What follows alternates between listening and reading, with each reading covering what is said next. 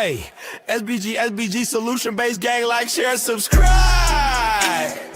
Say no to rim, brothers, mothers, fear and sell no good suckers. Hype him up, hype him up. Shouts out Sharoon, Bracy, and the wildest. Wake up morning show salute, big dog. Shout out to the Lord, PH, Diva salute, Brownsville, SBG solution based gang.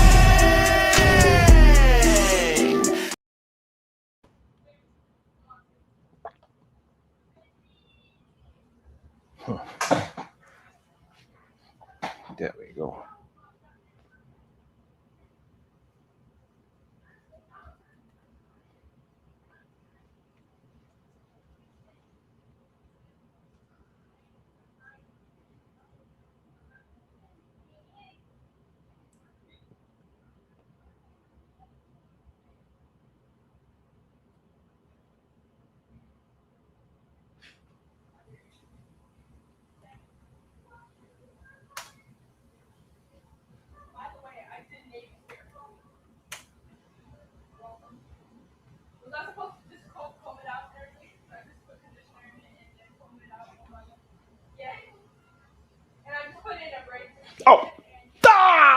Let's go. Good day, everyone. How are we doing today? Hopefully you're doing good. You're feeling great, feeling fine. I know I am. How about you?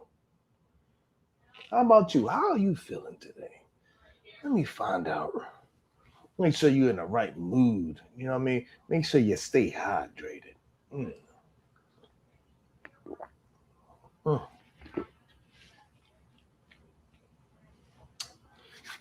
Water is so good for the body.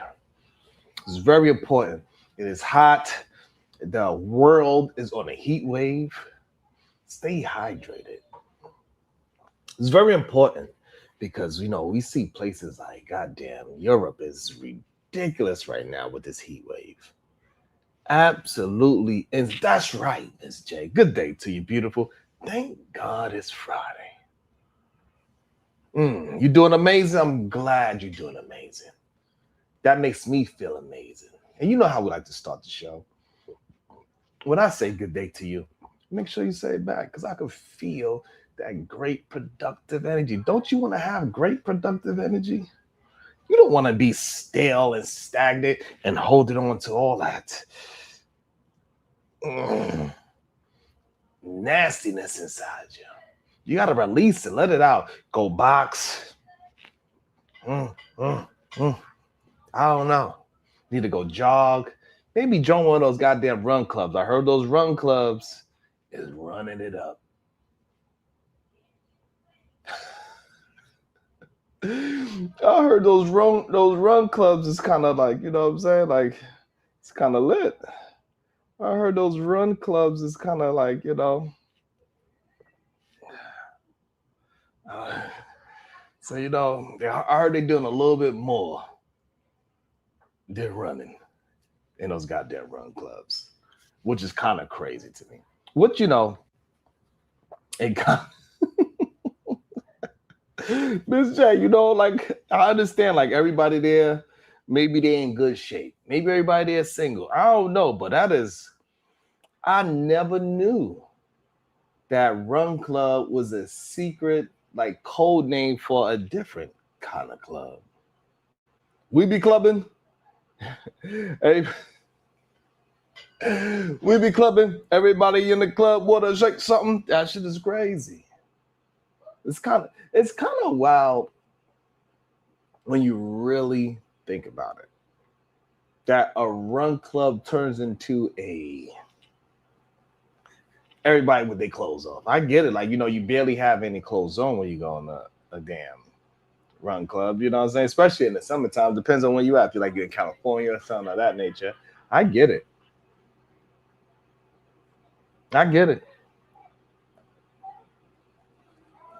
But damn. For all you fellas out there that do not know how to holler at women, the best thing you can do is get in shape. Join a run club. They don't even care if you run a 15-minute mile or not. All I've been telling you to do is walk 15 minutes this way and 15 minutes that way. That's it. Do at least 2 push-ups a day and get the estrogen away. That's all I've been telling you. And now it coming out that, the run club is a spot to be. You don't even want to go to the regular club. You don't want to go to no nightclub. You don't want to go to happy hour. All you want to do is go to the run club and you can run it up there. Literally. Run it up there. You get the pun. It's crazy. It's kind of wild. And so, speaking of these goddamn crazy ass clubs, did you hear about Chris Brown? What he been doing? Like, man, Chris Brown is diabolical. What he doing on his goddamn tour? We thought Usher Raymond was bad. We thought Usher Raymond was bad. No. No. Chris Brown is way worse. 10 times worse. 100 times worse. Make sure y'all hitting that like and the share button. That's how we keep this thing moving. I know it's the summertime. Everybody be staying up later at nighttime because the sun is out longer, so people be out late. I get it.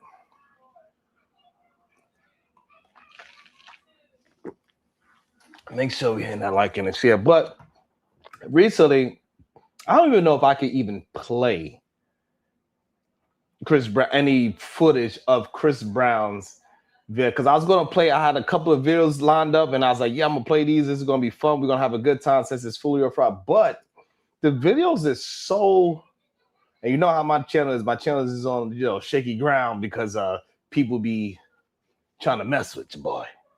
But don't worry, we gonna get through it. God damn it. Where's my phone? I don't even have my phone yet.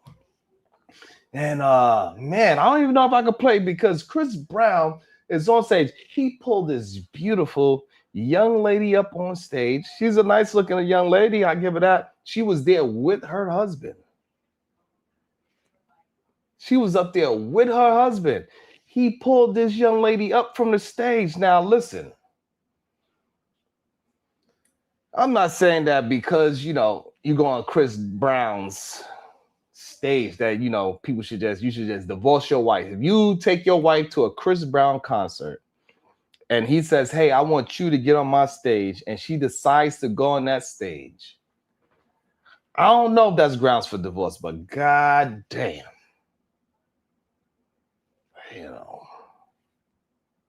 It's pretty damn close. It's pretty goddamn close because the things that he was doing on stage was absolutely ridiculous with this young lady. It was damn near a goddamn episode. Like you thought you was in somebody's bedroom. That's how bad that joint looked. It felt like you was in somebody's bedroom. It's crazy. I don't know if we want to call it disgusting or not, but Chris Brown is out here testing relationships, man. These hoes ain't loyal. We all know these hoes ain't loyal. Good day. So everybody, look, I swear, concerts ain't concerts no more. Back in the day, you went to hear your favorite artist sing. Now, you better read the terms and conditions before you buy the ticket because apparently the VIP package now comes with possible relationship turbulence. I'm sitting there, I'm watching these clips thinking like, hey, Chris Brown ain't just on tour. He's conducting relationship stress tests. Forgets couples therapies, just buy 2 tickets and see what survives. Y'all probably have seen the videos circulating online of Chris Brown interacting closely with fans on stage. One clip in particular has people debating because it appears to show him tongue kissing down a married woman while humping on top of her in a very interested motion, to say the least. I know it's Foolery Friday, not Freaky Friday. However, but she put tongue back in that man's mouth while her husband was there looking, watching. I don't know. Maybe their relationship is like that. Maybe he's a cuck. I don't know. Clearly, there's a lot of them out there. clearly, Myron Gaines say, hey, you shouldn't even be hanging around your goddamn girlfriend and wife any goddamn way. So he's on this goddamn stage, tongue kissing his married woman, dancing on her like a goddamn snake. And afterwards, she publicly said she didn't think she cheated.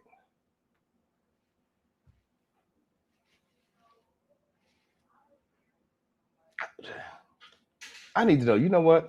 I'm gonna write a poll. Cause this can't be for real.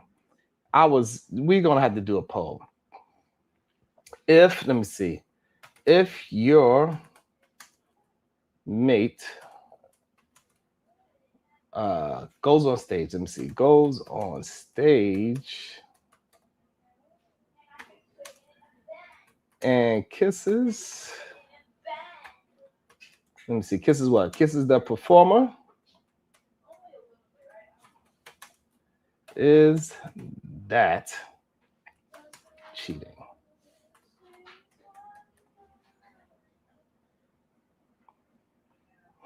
That's what we're gonna go with.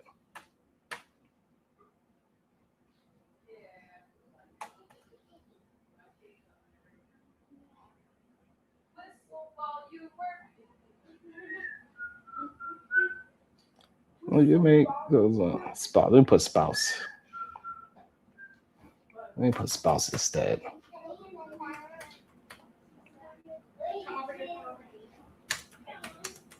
Baby, go. Come here. Can I have a hug? Why not? Why can't I have a hug? Why? So yeah, I don't know. Is that cheating?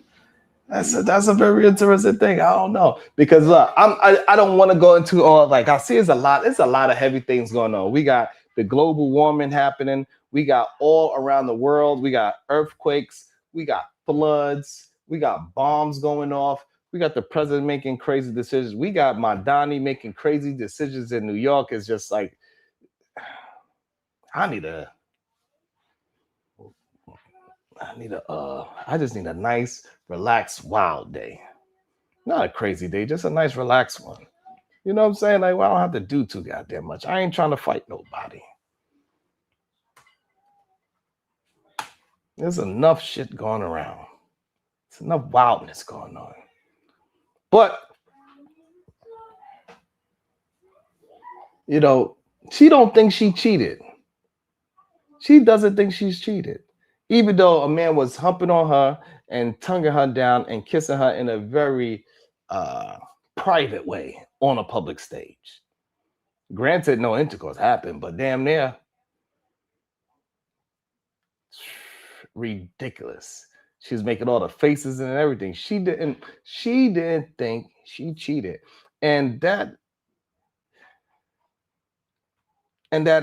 it wasn't a big deal. A-Dub. Like, I don't understand how can a woman get on stage, especially in front of her husband, dancing on Christmas. So, but here's the problem. Once you accept going on that stage, it's a wrap.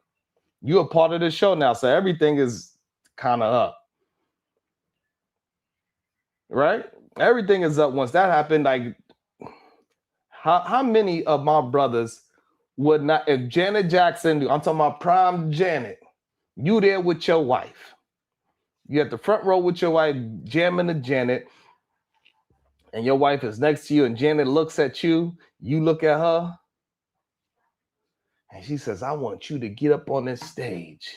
And she got her sexy leotard and all that. How many of my married brothers out there, my men that are in long relationships, people that love their girlfriend, live with their girl? Miss J says she didn't cheat. Miss J says she didn't cheat. That's cool. Miss J, you said she didn't cheat? Man, oh man. How many of my fellas would not accept Janet Jackson invitation to hop on that stage, to get strapped down to a goddamn chair and have her dancing all on top of you for a good 5 to 10 minutes? I want to know how many. Yo, Knight, how many? Hey, Knight, you turning down Janet Jackson? What's up, love? Hey, Knight, you there? Are you turning? Knight said, no. Knight, don't tell me, Knight, you going up on that stage. Knight, ain't no way. I know that Knight ain't going on that stage. No, I don't believe it. I don't believe it. Love Wisdom. Your favorite male singer. Right now, we talking about Chris Brown. I don't know if you like Chris Brown a lot or whatever. A-Dub is full of ish. A-Dub, whoever your favorite celebrity singer is, whether it's Janet, Beyonce, Rihanna, Tyler, Tiana Taylor, whoever it is. You next to your lady, that your favorite sexy singer's out there singing her heart out. She stops the show. She looks deep into your eyes. And she said, you, get up on this stage now, boy. I got a special dance for you. A-Dub, what are you doing? A-Dub talking about he walking out. A-Dub, what you doing? I know SD. What y'all doing? It's a very interesting question. Like, I guess when you go to the concert, you decide to go on that stage, anything goes at that point. It's kind of crazy, though. That, you know what I'm saying? Now, let me tell you something, right? The internet don't need Wi-Fi anymore. It runs entirely on other people's relationship. Folks that ain't been hugged since Obama was president suddenly they become marriage experts. Everybody got an opinion. She cheated. No, she didn't. It's performance art. I need to know if your woman goes to a concert and she is tonguing down whoever's performing and she's dancing with the performer, is that considered cheating? I need to know. I need some answers, goddammit.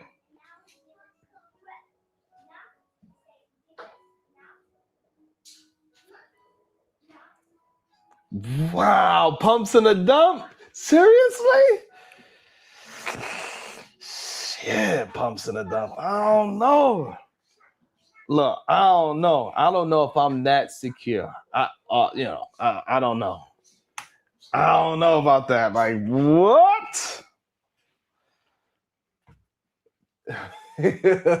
And what if he looked? So you mean to tell me pumps it up? You saying that's a once in a lifetime? Now he's all hot and bothered. He put tongue in her mouth. He tongue in her back. They kissing each other, tonguing each other down, hands on her, like everything. Like it looks like what how it looks when he is really aroused. You saying that's not going to bother you at all? You're going to say that was just performance art? That was just all performative? I don't know. I might be sliding those papers through, bro. I don't know. I don't know if my ego can handle that. SD said, of course that's cheating. I don't know if everybody agrees with that it's cheating. I don't know if everybody agrees with that.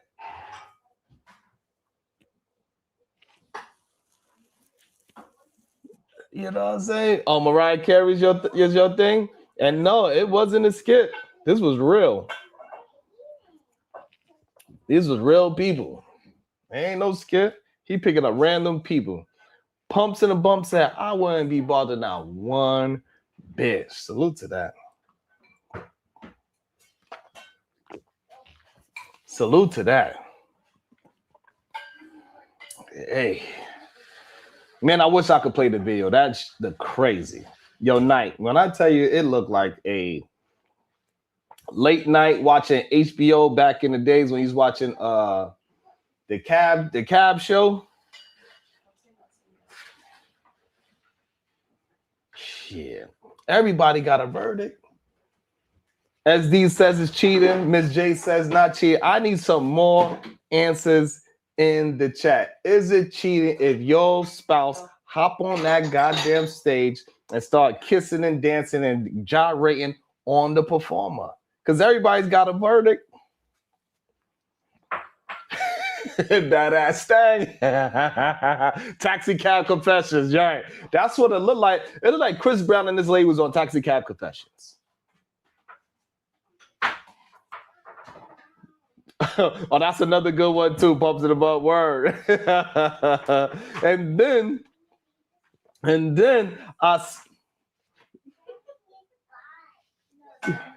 what you trying to do, man? You trying to get me to stop the show? No. I'm about to have to end the show and come back, y'all. I'm about to have to end the show and come back. See? And look, and she want to throw out double entendres with her words. You know what I might need? I might need like a soundtrack to play some music in the background, like very lightly. Okay. I was thinking about it. What you think? So this way, I don't know. You don't know? Try not to get copyrighted. No. Why would I get copyrighted? Oh. Like you or tonight? Whoever. The ones that I already have, I have. Right. So. Or you? Right. I could create my own beats. I haven't done it in a long time, but right. Then I saw another story where a man allegedly threw his girlfriend clothes into the street after the concert. I said, brother, you couldn't wait until y'all got home? Like, you know what I'm saying? Amazon drivers rounded up like apartment 4B having another clearance sale. Now, he threw out everything. He threw out all her outfits. All her outfits out there looking like, you know, they trying to go to a hitchhike. They try to hitchhike. That's what her clothes look like. He threw everything out. He even threw out her little couch setup that she had for, like, I guess she was like some kind of, you know, content creator and everything. Let me not say little. She was a content creator. And he threw out all her equipment, everything out on the street because she was at the goddamn Chris Brown concert and she got her seat number called up and she was up there. These hoes ain't loyal. God damn. It's crazy. And I know that a lot of people don't look at it as cheating. It seems like the ladies don't look at it as cheating. It seems like my fellas look at it as cheating. So, babe, if I was on stage and Rihanna told me to get up on the stage, you gonna look at me and say, I better not? Nope. You gonna tell me go on stage? Just bring me with you. It's Rihanna. Yeah, that's not the situation. But it's different. How's that different? Because it's Rihanna. I don't care about no. So if I got up on that stage, me and Rihanna put her tongue in my mouth, I'll put my tongue back in her mouth. No problems. Yeah, no, that wouldn't be nice. Why you go lay down? I don't understand what's going on with y'all.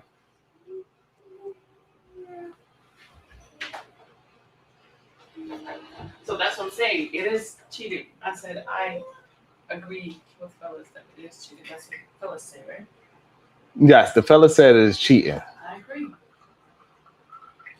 Shit. God damn. It's cheating with Rihanna. Ms. J said cheating for men equals ego. I mean, yeah, it's public cheating like that. Yes, there was tongues in each other's mouths. Yes. She put, yes. The married woman put her tongue in Chris Brown's mouth. Yes. And that's why the other dude was so upset. He threw out all her clothes, right? And that shit is just crazy, right? And the neighbors opening the blinds like, ooh, Chris Brown came into town again. Every city he goes into is another lady clothes out on the street. I don't know. A-Dub, I don't know.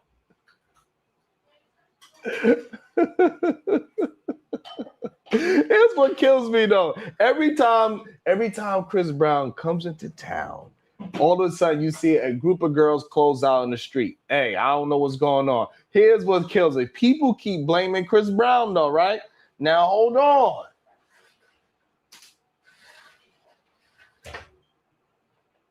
Chris Brown ain't fill out y'all relationship application.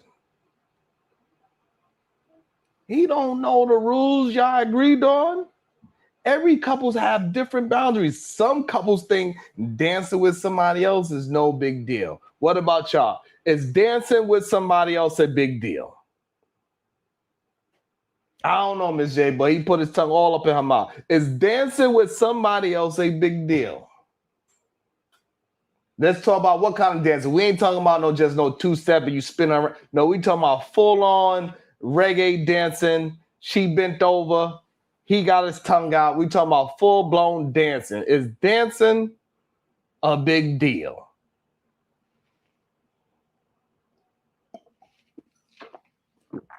Hey, Dub, don't put that on me.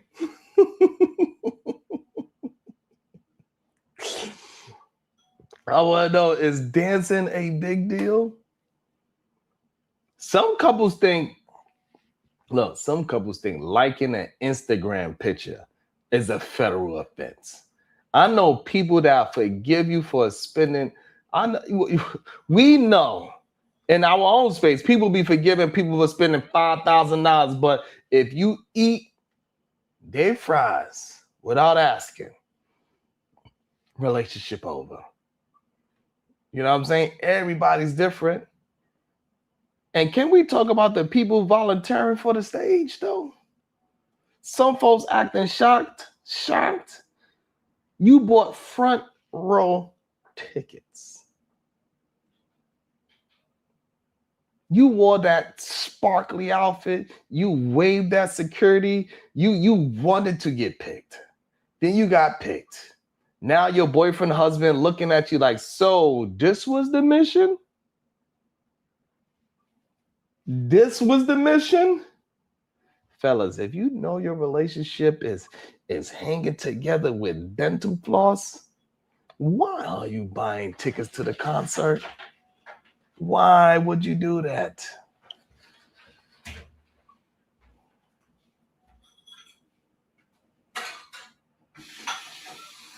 Why would you do that? That's like taking somebody that's trying to quit sugar to a candy factory. You know the assignment, and social media makes everything worse because now it's not just the moment, it's the replay, it's the slow motion, it's the zoom in, the reaction videos, the body language experts. By lunchtime, somebody got arrows and circles on a YouTube thumbnail. Did you see her left eyebrow? They be those, it should be wild. I be seeing some people talking about like, oh look, he swallowed. Like, bruh. Oh, did you see Sharon when they said something? He breathed. So you know what I'm saying? Like, I think that shit is just crazy. Nah, Ronnie, crazy.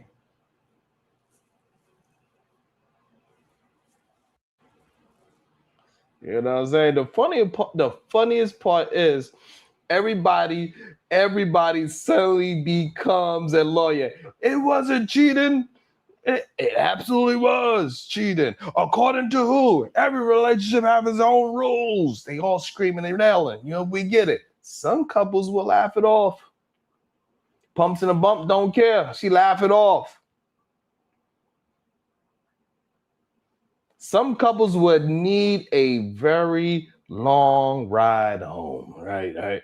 That's why communication matters more than comment section. Here's the lesson. If your relationship can be destroyed by one celebrity interaction, the celebrity probably wasn't the real problem, right? Probably. But then again, I might have to retract that statement. Because this is not just a regular interaction. I might have to retract that statement. I might have to retract that statement. I thought about it. I don't know. It depends on the interaction. But one thing for sure, the interaction just exposed something that was already fragile. Strong relationships usually don't fall apart because of one unexpected moment, right? Weak communication does a lot more damage than one concert ever could. And that's the real problem. Maybe that married couple, they already had a communication. Hey, you know, I'm going to be dressed like this. If I get pulled on that stage, I'm going all out on that stage. I don't give a damn. Maybe they had that conversation.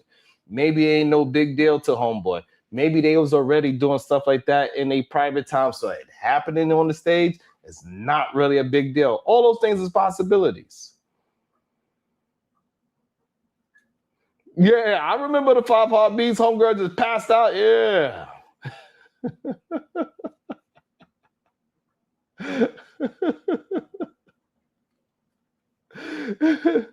And that's the question I want to throw, right? So I think that's the question I want to throw. And that's the question I want to throw to the panel today. Are people giving celebrities too much blame for what happens between couples? You know what? I like that question. I'm about to, maybe, I don't know. Or do public moments like these simply reveal boundaries that couples never talk about in the first place? Because one thing is certain, Chris Brown might be selling concert tickets, but the internet is selling opinions. And those are always free, God damn it. They are always free, God damn it. You know what I'm saying? And then so that was just the first topic that I had in mind when I seen that. I just couldn't believe that shit. I couldn't believe a married woman would be gyrating in a very sexual motion while putting her tongue in that man's mouth. First of all, that man is that man is a stranger, woman. Like, what are we doing? And then you coming home with me after putting your tongue in some stranger mouth? Nah.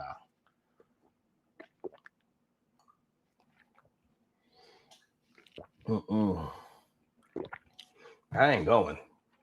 That's why you got to make sure you got to have a conversation with whoever the hell you dealing with. And, let it be known what you into, what you're not into. There's a lot of people out there that's into all that stuff and they don't mind seeing a woman getting pounded out. I'm just not a part of, like, the way how my masculinity is set up. I can't do that. You know what I'm saying? I don't got that. I ain't that goddamn secure, goddamn. No. You can't untake that damn tongue out your mouth. I can't unsee you with that damn tongue in your mouth. I can't do that. It ain't gonna be, I cannot be Ha Davis. No, talking about we're gonna try it at least once.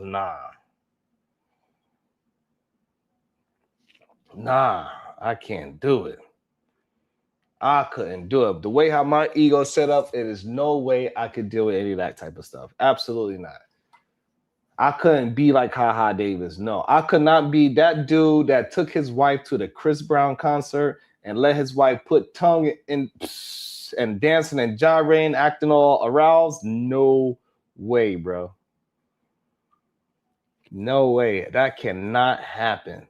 I'm sorry. That cannot happen. It wouldn't sit right. It wouldn't sit right in my stomach. I couldn't do it. No.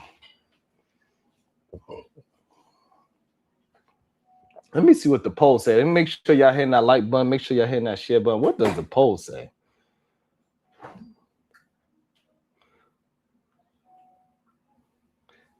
The poll says yes, it is cheating so far. All right. The poll says cheating. Damn. Cheated right in front of your peoples, huh?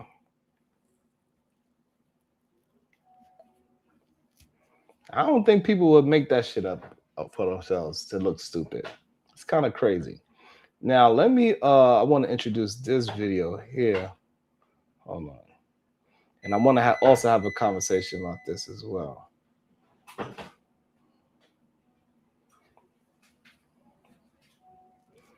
Let me pull it up because I want to have a conversation about this whole blueface interaction as well. I thought that was pretty interesting as well.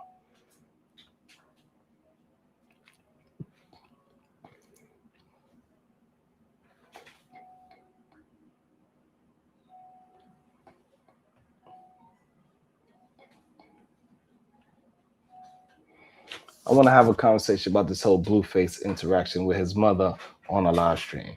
I was trying to tell y'all the other day, people was getting mad at me, but you know, it is what it is. I was trying to tell y'all before that, like, hey, look, this goddamn streaming stuff is about to get real degenerate real quick.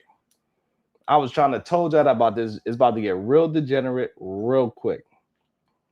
And so Blueface was on his own stream, and he was talking to his mom about how he is traumatized. This young man is traumatized. So, Ramon, you think that you could just come here and say nonsense? No, you're gonna get blocked. One more thing about something. We ain't talking about that. Blocked. Stop playing with me. Look at Seymour Sachs. This is what I'm saying. Now, is something wrong with you, brothers? Nah, you know what, Seymour Sachs? You too. You too. You want to come up here trying to talk some fruity stuff? Blocked. Wimbiana, blocked. We ain't playing that. Nah, just because you want to go on stage and do whatever you want to do with your homeboy, hey, I get it. You see Chris Brown, you want to be called up on stage. You know what I'm saying? A-Dub. That man, he is so upset that Chris Brown is calling those ladies up to the stage and putting his tongue in those ladies' mouths. Seymour Sachs is upset. Hey, we ain't playing those fruity games. If you, Seymour Sachs, if you want to get pulled up on stage by Chris Brown, you can say that for yourself. But don't put that on me. I don't play those type of games. I don't play those type of games, bruh. I don't know what be wrong with y'all. Y'all be tripping. Y'all better watch what y'all be saying, bruh. I don't know. Y'all watched way too much Fresh and Fit. Y'all got me twisted. Hitman J, they got me twisted.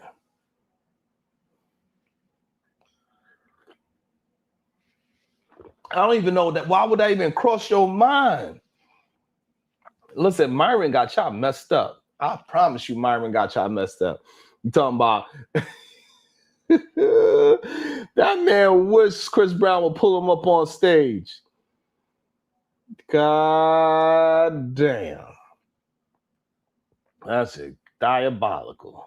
So, but while Seymour Sachs get his life together, you know what I'm saying? Like, you don't have to get your life together. Like, over here, I ain't playing no more. I'm blocking. I'm slapping people down quick, fast, in a hurry. Wimbiana, blocked. I ain't playing with y'all. Hitman J, I blocked it that quick. I ain't playing. Like, nah, we ain't tolerating no nonsense no more, bro. I used to let y'all talk, and I'll figure like, hey, I don't want to censor nobody. Let people say what they want to say. But nah, that is over. Turned over a new damn leaf. Shit. Since somebody want to come up and have a conversation about they goddamn girlfriends and wives going to Chris Brown concerts, because clearly there's a lot of husbands out there that don't mind their wife going to a goddamn Chris Brown concert.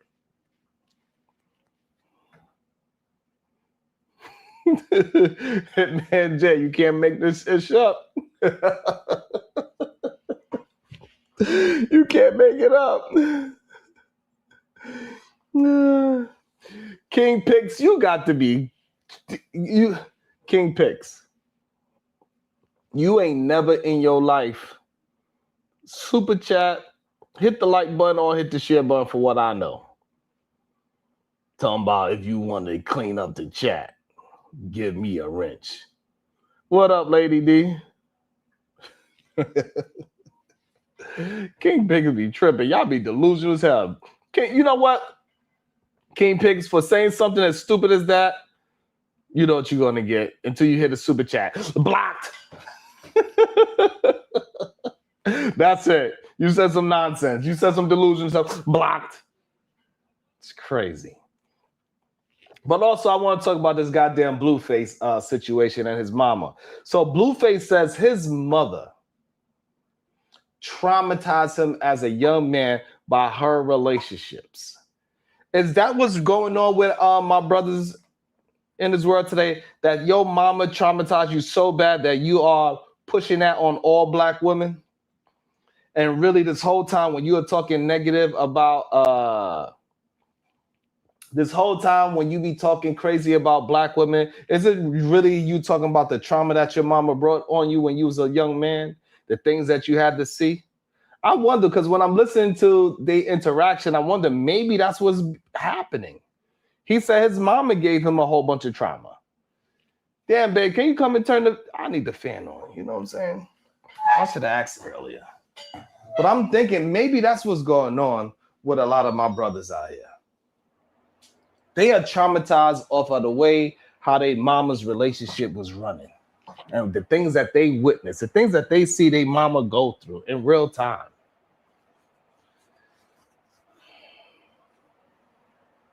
Hey, Dubs, I just wanted for 1 second.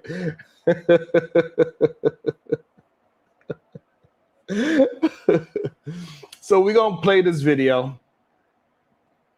Let me see. Let me share my screen. And y'all let me know what y'all think. Is it mothers? Let me see. I got to think of the title for that part too. All right. Here we go. That you think things that do not matter to me today It matter doesn't matter. more It matters to you. It than the matters to God. trauma that you It doesn't caused by matter. being the way you are. Okay, tell me what trauma. What trauma did you have? Watching you domestically violently have altercations with your kids and multiple men.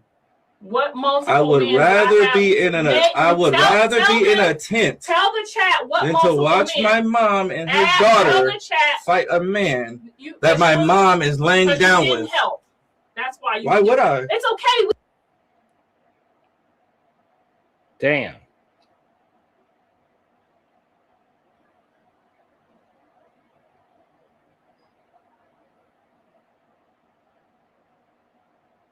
I don't know what you talking about, Ronnie. I have no idea what you talking about, Ronnie. What does that mean? Make sure y'all hitting that like and share button. So I don't know what the hell Ronnie talking about. That was kind of crazy.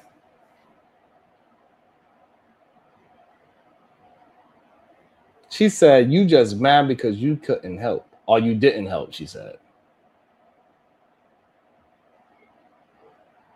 That's wild. You just mad because you didn't help? CJ, he put her on blast. He put her on blast. And her pushback was that you couldn't help or you didn't help? That's crazy. We didn't need your help. I was 9 years old. It don't fucking matter. Oh, hell nah. Oh, hell nah. He was 9 years old. You said he didn't. You said he's mad because he didn't help. The young man was only 9 years old. Whoa. And then she said, it doesn't matter if he was 9. What did you... Like, that is crazy.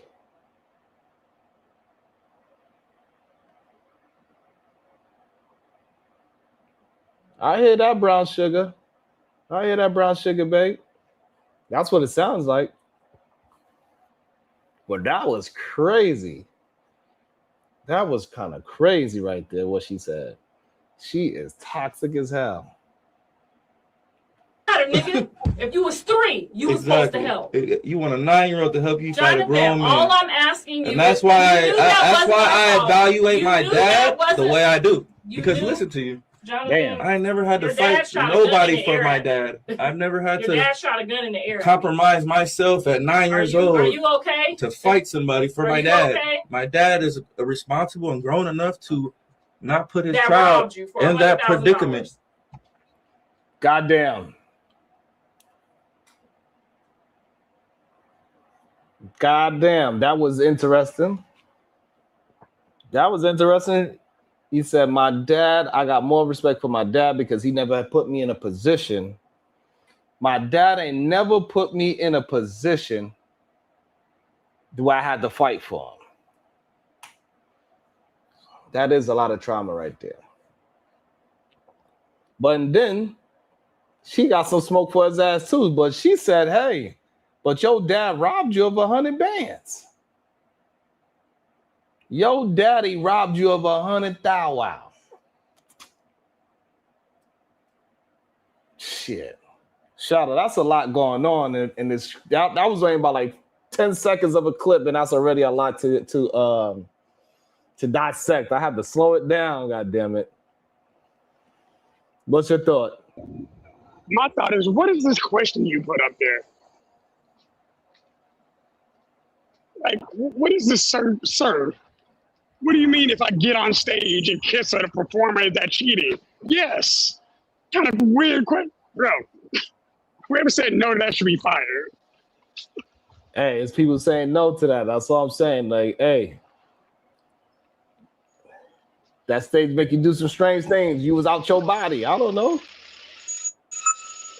Stop it. So how mad? So all right. So you saying this cheating? Yeah, absolutely. You married to your girlfriend, right? We're not gonna put beautiful baby girl. We know baby girl would never. But let's just put you inside of a different relationship. Right. What should happen? What should happen once your girl go on that stage and she put tongue in the performer's mouth? And this is celebrity. We're not talking about just a performer. We're talking about celebrity. Chris Brown, Okay. Michael Jackson, whoever, you know. Hopefully he'll put a ring on it because you're getting divorced tomorrow. You said what? Hopefully he puts a ring on it because you're getting divorced tomorrow. Paperwork will be filed immediately. And it's on camera? No, you got me effed up. You don't care. You going straight to divorce papers. It was a Period. kiss and a little dry humping. It was just a little dry hump. A little dry hump and a little bit of a making tongue. it worse.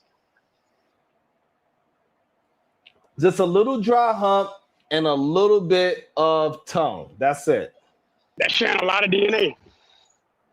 Also, a little bit of eye contact. It was a little bit of eye contact in a very aroused way. Wait, was the eye contact during the dry humping? Yes, the eye contact was during the dry hump. Yes. Look, if it wasn't during the dry humping, then I would have said maybe. But now that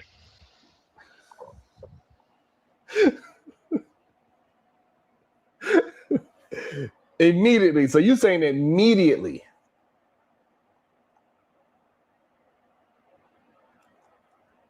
Damn. we're not talking about it. I'm gonna turn my phone to you. We're gonna show the video. I'm like, hey, you see this? Have a good day. Get the fuck out of my house. Period. God damn. Let me see. I don't think I know I got somebody up here that he gets angered easy with little things. You can't even hug his woman a certain way. But I think he got a little bit more mature now. He got over that situation. Otis who? Not baby girl that you with, but your wife, right? We're gonna have an imaginary wife for y'all. Your imaginary wife. Get up on that stage on her favorite performer, super celebrity, one of the biggest in the nation at the moment. Calls her up on stage. He started doing his routine. He started gyrating on her. She's looking at him deeply in his eyes. And they kiss with some tongue involved. Is that grounds for you and divorce? My wife's birthday is July 21st. Her and her girlfriends are going to the Chris Brown and Usher concert here in St. Louis. She asked me to go. I told her, no, I'm not going to be in no crowd, all that with you. Go enjoy yourself with your girlfriends. But I did make it very clear. Don't get Chris Brown or Usher, excuse my French, fucked up. No, it would never happen. I wish you would disrespect me like that. No, yes, she loves Chris Brown and all that, but Chris Brown and Usher are home wreckers. Yes, it takes two to tango. I wish the hell she would. She might as well let me know now. I could pack while she gone. I wish you would, to answer your question. Happy birthday, baby. So, all right. So now I got a question. I know you said it here live on the SBG show. Have you and the wife actually had a conversation about it since you know the type of shows that Chris and Usher have? Have you actually had a conversation about it? Yes. Oh, shit. So he's like, all right, babe, look, I bought you these Chris Brown and Usher tickets, but listen. She paid for it herself. I ain't gonna sit here and lie. She paid for it herself. Oh shit, that's good. You know the ladies is gonna love that answer right there. So hey, if she want to eat the two little strawberries, the little cherries. No, I told you how I feel when she hugged one of her damn classmates and that fucking left leg went up in the back. I don't play that. I don't play that. No, I don't play that. I would no. Call me insecure, call me whatever. But my beautiful ass wife hugging somebody and that little back leg go up with their arch in their foot. Hell no. It's done. It's over. No. And you can call me insecure, you can call me whatever you want to. Ain't no way. Ain't no way. Ain't no way. Look, I just brought somebody up onto the stage. And I'm gonna let her know if she go ahead and tongue down Chris Brown, me and her through, goddammit. Welcome to the show. Conversation with MJ. Don't worry, Chris Brown ain't my type. What up, everyone? What up? Hey, what's going on, MJ? Check this out. Why are they the same dudes who are saying no, she gotta go? They have all this like strict standards and boundaries, but these are the same dudes that think that it's reconcilable grievances if their girl or their wife find them having a tongue down another woman's throat and their what's the name in another woman's legs. So I just find that funny because there's so much grace that can be given when a man is found to actually be physically cheating with someone and actually having a hidden relationship.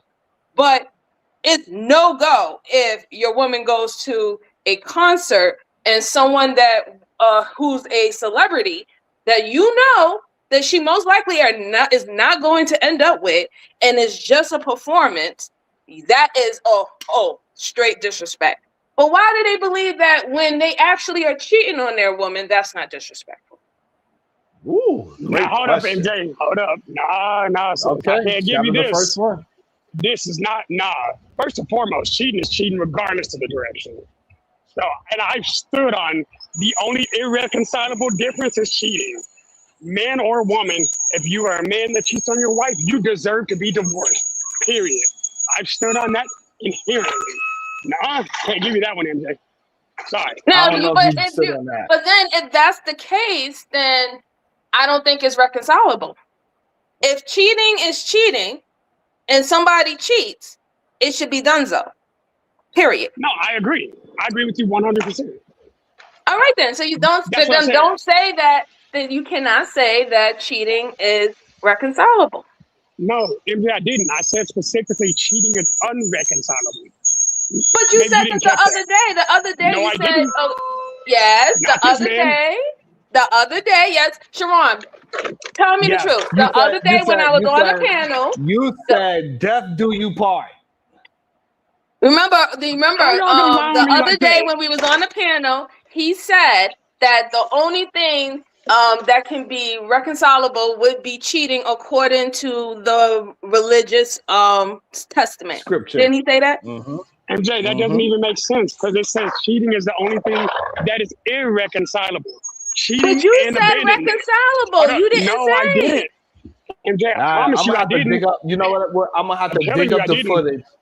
We're Please gonna have to do. dig up the footage because maybe he turned a new tune, MJ. No, I'm We're gonna have strict to on we're gonna have to dig up the He's footage. All singing right, a whole new tune. I know this is Foolery Friday, but this No, dude is see, tripping like he is not I'm on about to record go pull saying it. that the only thing that can be reconciled would be cheating, but not I have quote never unquote said that. breaking the marriage. I have Damn. never said that. I do Yes, not you believe that did. at all. Okay. Wait, y'all All right, gotta understand, I'm a we're gonna look up consummate the footage. monogamist. We're Pull gonna it. look up the footage, Shadow. We're gonna hold you to that. We're gonna come back to you on that same exact question. Now, Bet. so right now, Shadow said we misquoting him. Oldest who? What's up? What's up? You heard the question. If it is okay for a man to go ahead and get caught on a downstroke, and you know everything is all good, and you know she should just like do what she can to take him back. Why is it so difficult for your boo thing to go and enjoy her birthday and put a little tongue down Chris Brown's mouth? Hey, I ain't talking about putting no little tongue down Chris Brown mouth. That's a little bit too much, Ron. Like, come on now, that's enough. For the record, I remember the conversation that day, a couple of days ago. I wasn't a part of it, but I didn't. I have my issues with that conversation. I don't. I kind of agree with what MJ is saying. I mean, I don't think what's good for the goose is good for the gander. I don't believe that if you're out there cheating and you get caught, of course, that is definitely grounds, major grounds for a divorce. Most definitely. I'm not one of them type of guys, but I will say, not to change the topic at all a little bit, and you said this at one point, I think you did, and don't let me put words in your mouth.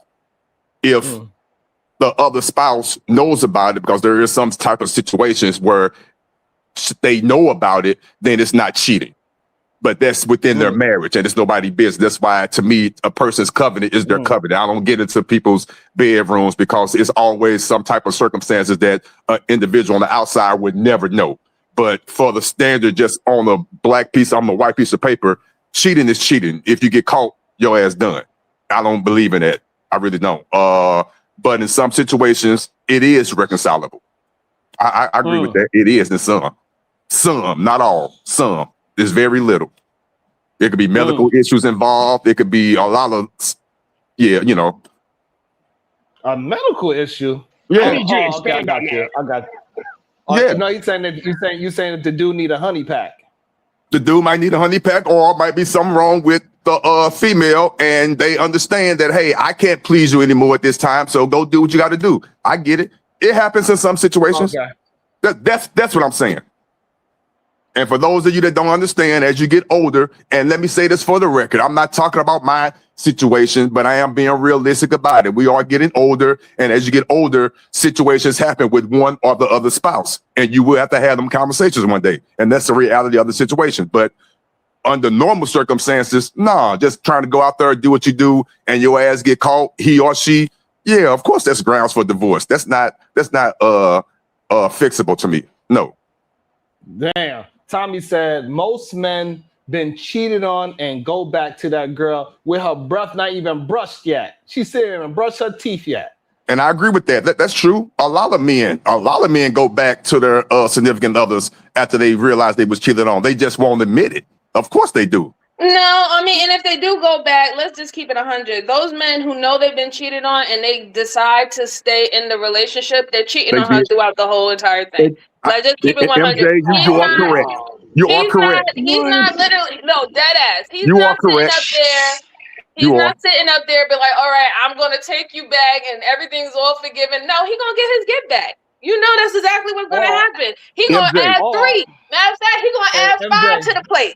Like, that's what's going to MJ, he been doing his dirt for so long. He's like, it's about time she caught me back once. Hey, you know what, But Sharon? these, You but for real? listen, You but in that facts, truth. situation, Y'all are Sharon, so in that pessimistic. in that situation, Sharon, most of the time, even though a man knew he's doing her dirty the whole entire time, the one time that she do her dirty is like fucking hell went loose. Like the earth has split into fucking half. All things is wrong with the world. Like he will be oblivious to what he was doing. But he can remember, but this one time, how can you not be loyal? Motherfucker, there's nothing loyal about you. You've been wilding out this whole entire time. And But it's just MJ, sometimes I just believe that, we all know that we have our biases and things of that sort, even amongst women when it comes down to genders. And Mhm. I just think that this is one of those examples because there's a lot of things that men do believe that they should have grace for due to them being men, and that women should not have grace for because them being women, not outside of just being human beings that can make mistakes. And I'm sorry, to me, cheating is not a mistake. You intentionally slid into somebody's pussy or jumped on somebody's dick. Damn. That's just a fucking story. That's not a mistake. MJ, Hey, look, hey, while I hold on, agree with shout out what you Miss just, J. Hold on, shout out Miss J's on your head, MJ. She said, she said, Sharon, tell MJ she gotta pay the fines of her potty mouth. God damn. I got it, Miss J. I got it. You're gonna have to check your cash app, later on, But you remember, Sharon, what did I tell you? I'm here to spend that shit. Spend that shit. Let me also welcome into the show. What up, the plug? Let me also welcome into the show, Christopher J. What is your thoughts, my brother? Are you divorcing your woman off of tongue kissing Chris Brown and gyrating on him and give him some eye contact while he do it? What is you gonna do? I will remind her about the boundaries that was established in the beginning of the relationship. And if any lines was crossed, two things could happen. Either I get my get back or I am on to the next one. So now, Chris. So all right. So she goes to the concert. She's blasted on all social media. You see her tonguing down, gyrating on him, look him deeply in the eye. How are you going to get your get back from that situation?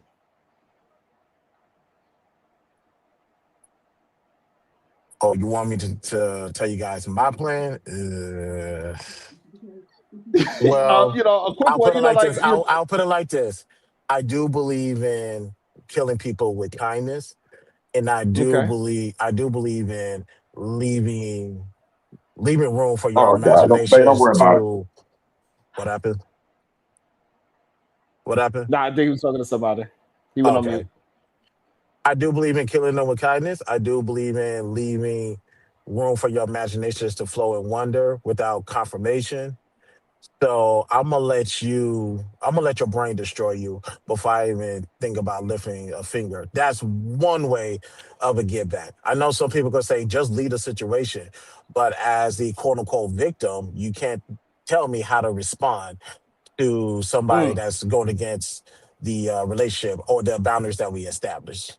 So there's more than Hmm. one way to get somebody back. There's a victimless way of going about it. I'm just gonna let your brain destroy you before I even lift a finger. And so so that means that for you, your spouse hopping on the stage and doing all the everything but the actual intercourse part on stage is not grounds for divorce. Is it general or me? You. Both. Give me both. G- for general, whatever your boundaries are for the relationship, you believe that is grounds for divorce, then by all means. If you be like, nah, that's not grounds for divorce quite yet, then go by what you have set forth in your relationship. Now, as far as me, I am a forgiving person.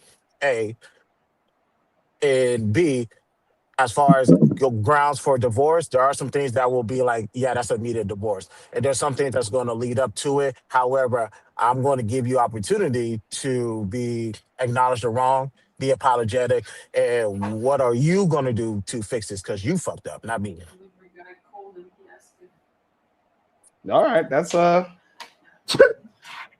Hey, Sharon, I don't know if you just noticed, I just went upstairs to ask my wife this question. We almost got into a divorce right then and there. I had to leave. I know you probably walking down the steps mad as fuck. She got me, she's my friend. I know I'm sending you some money. Yeah, I had to come from up there. We got to have that talk again after we get off of air. what's he say? Oh, I want to talk about it. The 21st coming up too soon. I got things to do.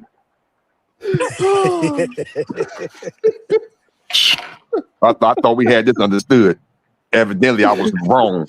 All right. Oh, I'm gonna have to find me an outfit for this concert. MJ, oh man, we're gonna have to bet on this out, goddamn. How close to the stage y'all sitting, security Otis? guards. How close to the stage y'all sitting, Otis? I don't want to talk about it. I'm looking for an outfit. The hell? Let me see what I got over here. No, I'm just playing, but for real though. You gotta go get you a nice little outfit. Yep. But no, and take I'm your not ass going. to that damn concert. And No, stop I'm playing. not. No, I trust my wife wholeheartedly. I really do, and I do for real believe that she would not. Like, look, Okay, I'm glad that right. you It's not about trust your trust on her wife. part. It's not about it's on his part, but it falls on her as well too, because like the gentleman just said, Chris, I agree with that. It all depends on what standards you have within your marriage. My wife knows, even though I know she has a little crush on Chris Brown. I get that. It's innocent. I get that. She knows not to cross the line, and I trust her wholeheartedly. So, of course, I'm joking a little bit, but if you have a little bit of insecurity about that, not with her, but with him, because let's admit, he goes too far. And if that woman is receptive of that, that's telling me something about that woman as well. I'm not really blaming him for real. He's doing his job. He's performing. And if he's doing such a good job where it's getting the woman aroused and making her lose herself for a few seconds, that's a problem. Hold on. That's What's all wrong I'm with saying. an innocent crush? No, we ain't gonna skip talking past about that. like how it was in like What is an innocent crush?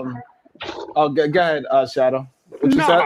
We're not gonna skip past that. What is an innocent crush? Okay, to me, your innocent crush is having whatever word I want to replace, knowing damn well it's really not going to happen. I have a crush on Doja Cat. I have a crush on what the other dark skinned young lady. Blue check marks. Her album ain't came out yet. I know I'm never going to get with her, but it's still a little innocent crush.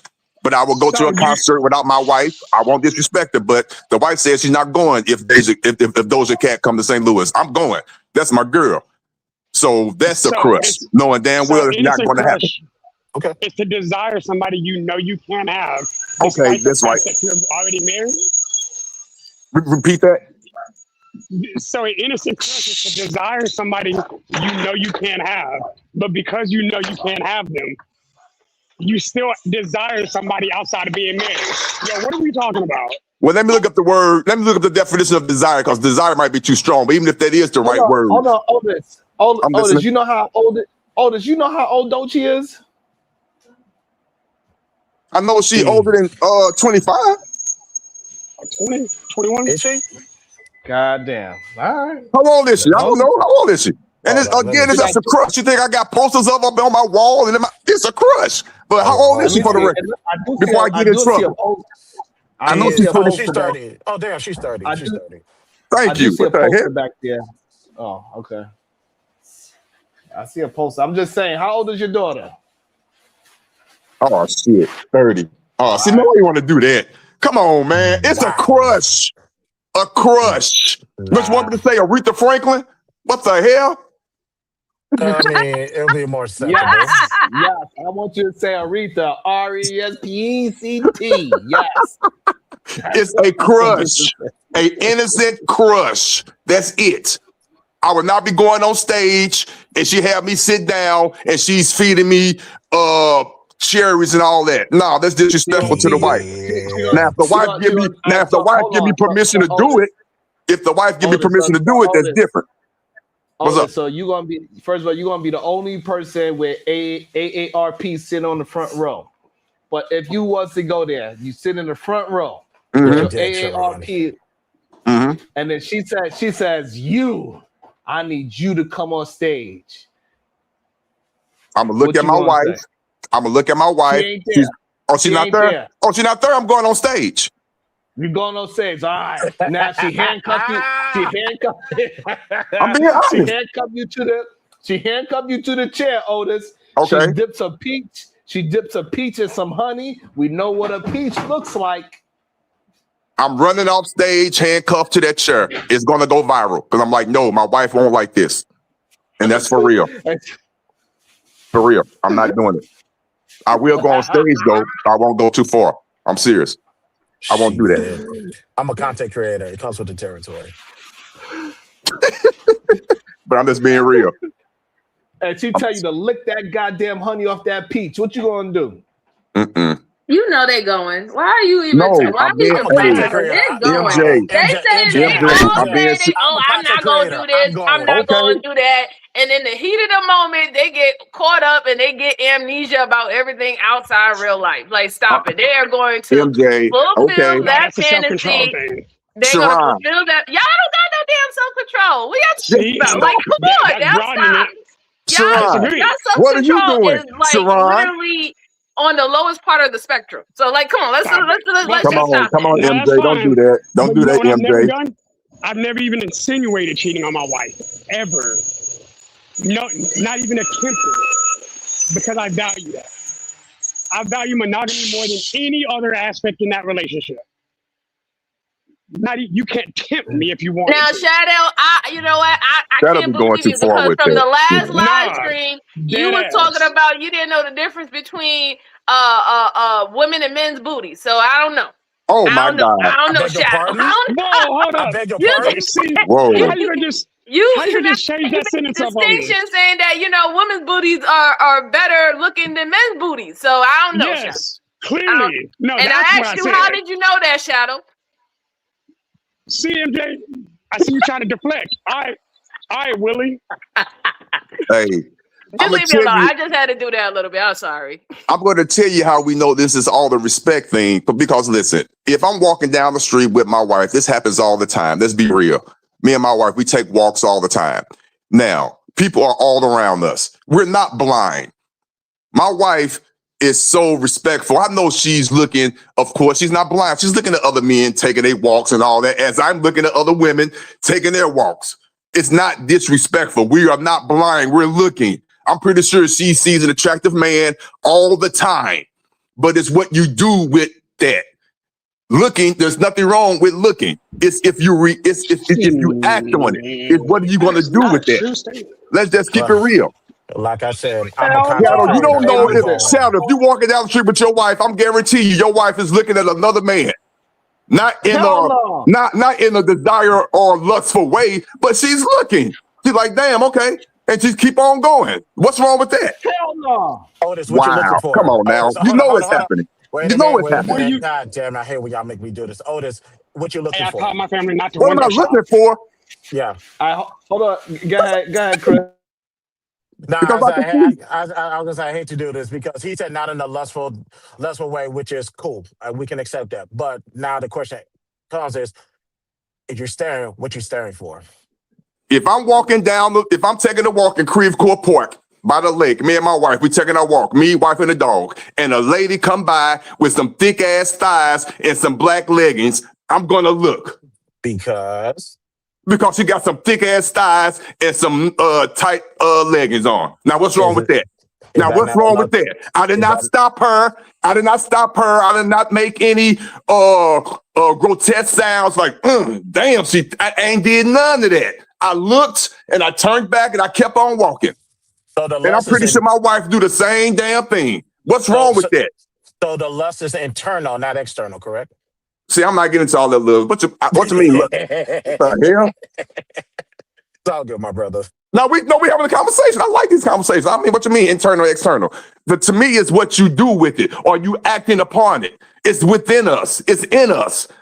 Come on now. It's All right, in then, us. so you agree? Hold on. First of all, hold on. First of all, ain't nothing in me I don't know what you're talking about. Come That's on, number man. one. Stop it. Pause.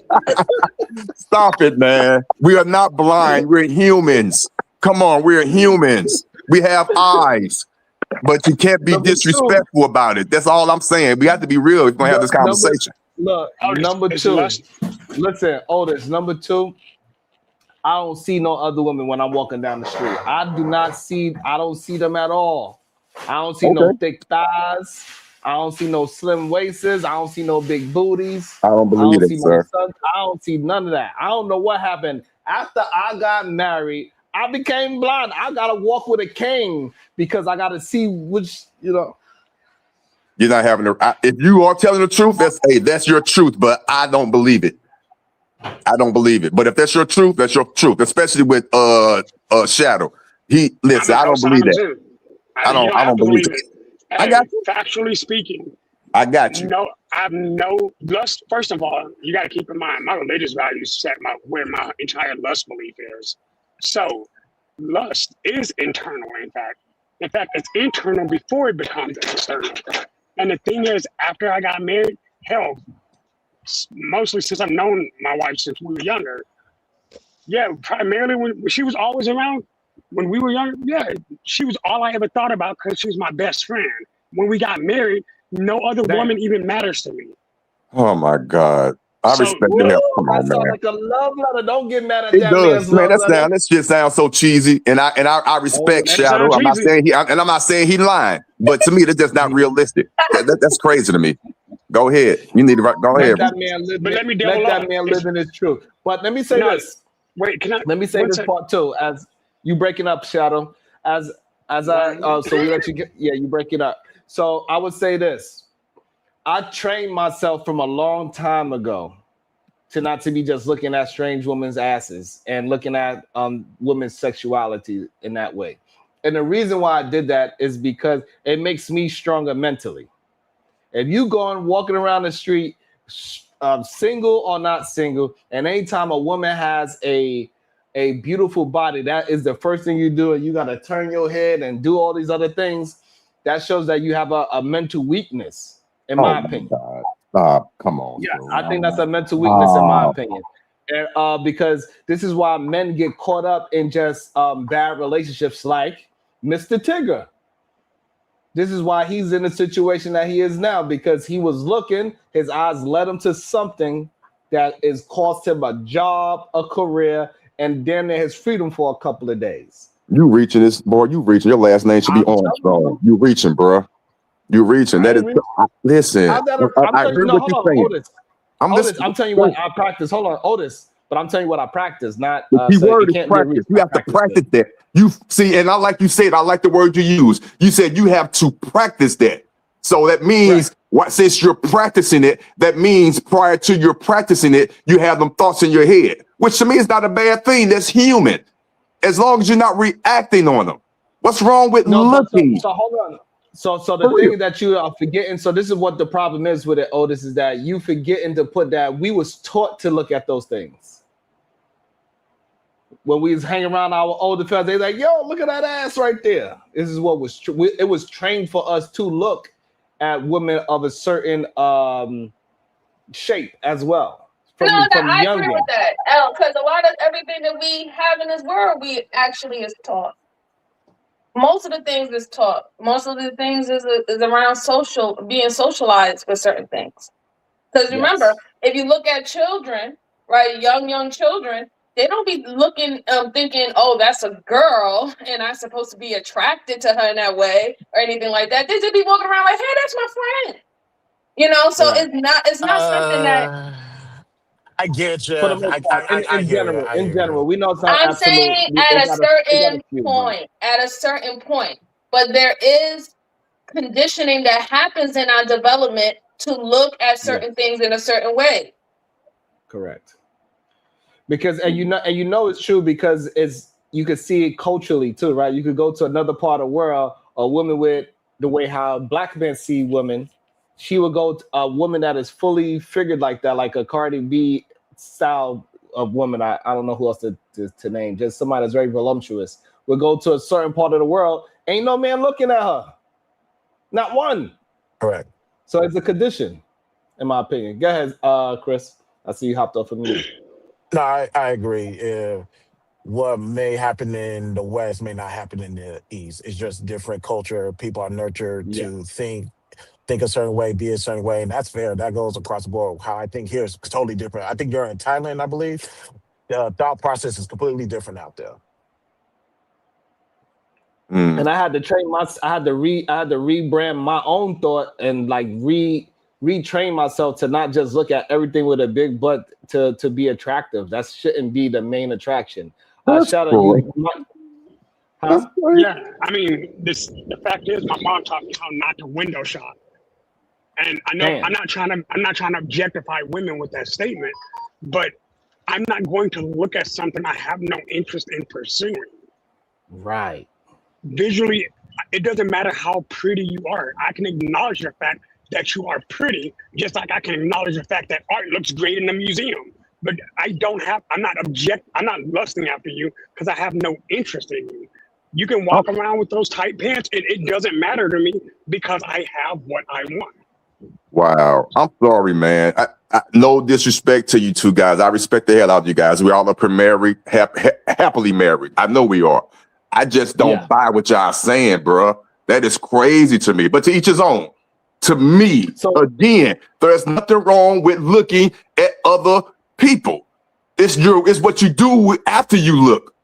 What's wrong with looking? We have eyes for a reason. That is crazy to me. I can't notice a woman walking down the street with some nice ass high heel shoes on, the damn open toes. She got a nice little pedicure. I can't notice that. Like, damn, okay. And that's it? And keep on walking?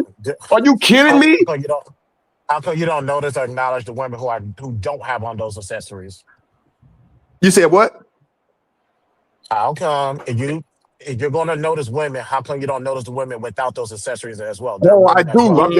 I do. Great point. I do. I notice the ones that got dirty and ashy feet at the bottom, don't put on lotion on their heels. I notice that too, but I don't want to talk about that.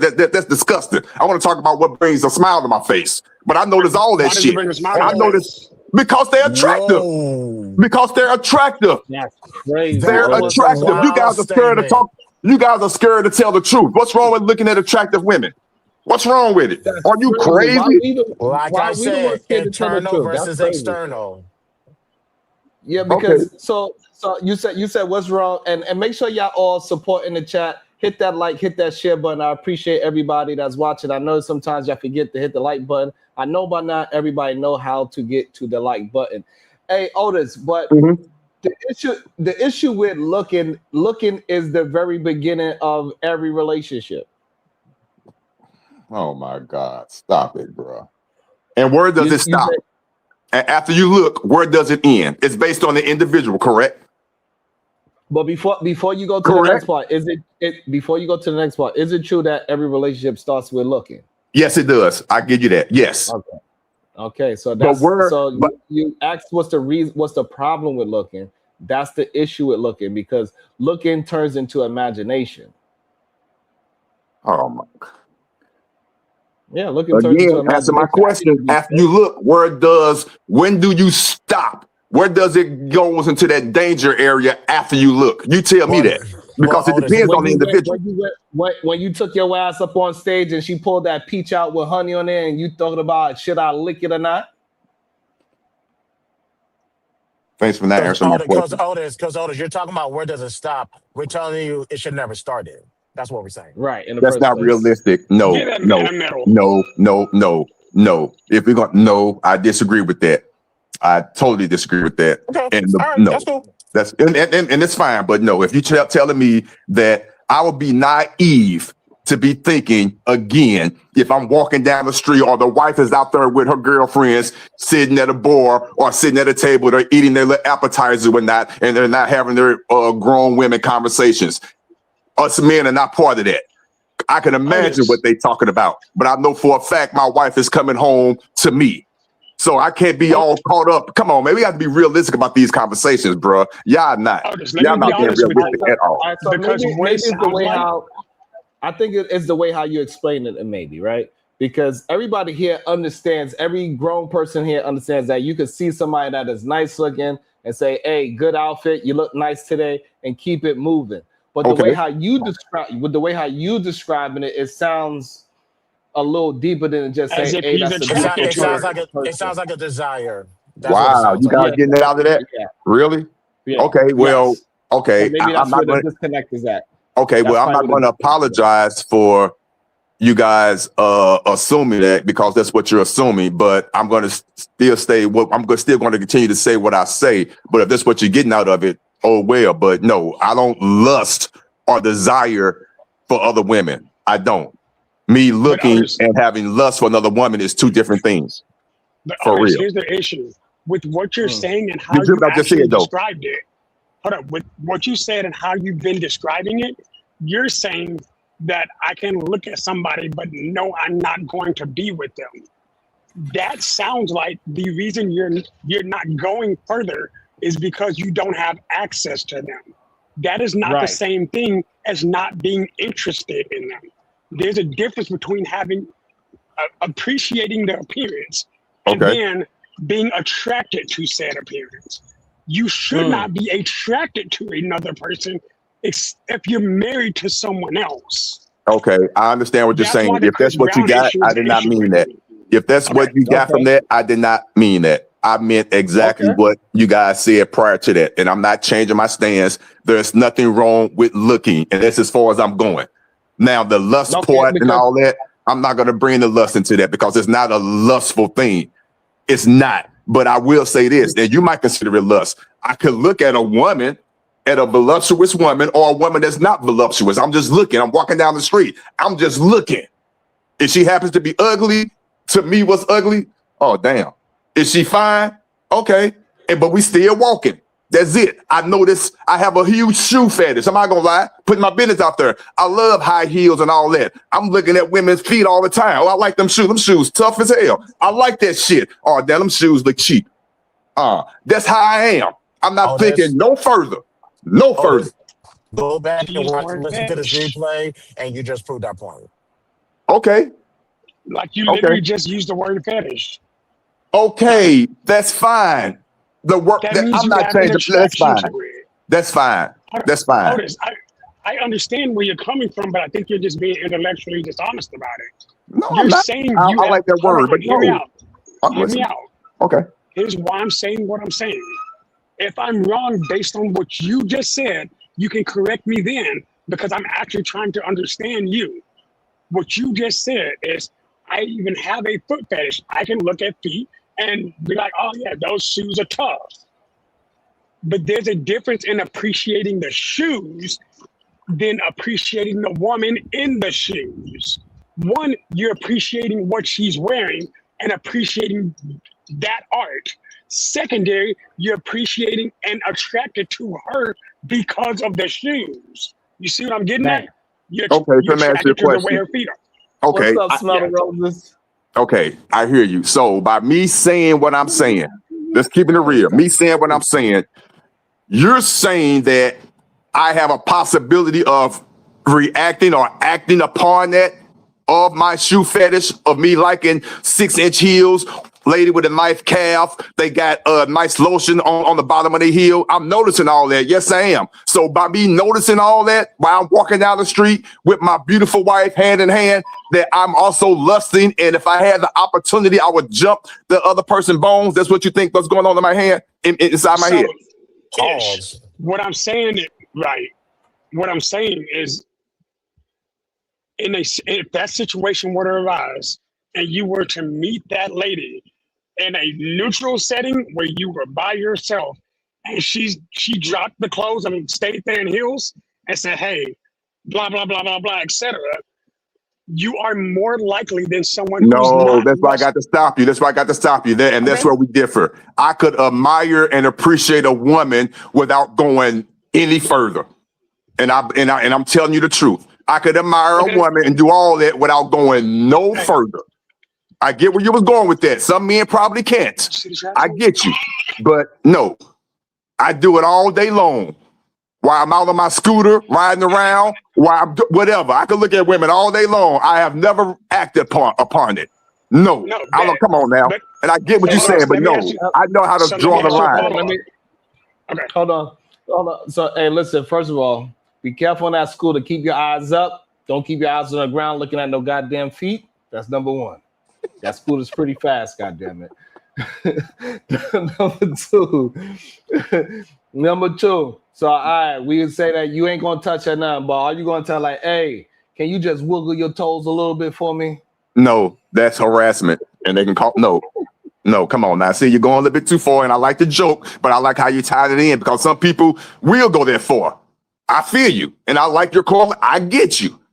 I know how I have self-control, but I'm also not blind, and that's all I'm saying. I don't want to hear sit up here and be like, all men, all married men, we don't see nobody else but our sexy wife. That's all we see. I go outside with my horse blinders on. I don't see nothing. Just my wife. That's it. I won't even look at another woman. You're lying. You're lying. Let's keep it real. It's how you react. It's how you act on that. Come on now. Let's keep it real. I look at women all day, but I don't act on it because my wife. Maybe because you have two extra set of eyes. Maybe that's why the other two wandering. But I don't have a wandering eye, sir. Okay, I got you. Hey, I got you. Go ahead, Shadow. I know Shadow wanted to have a follow-up question. Go ahead, Shadow.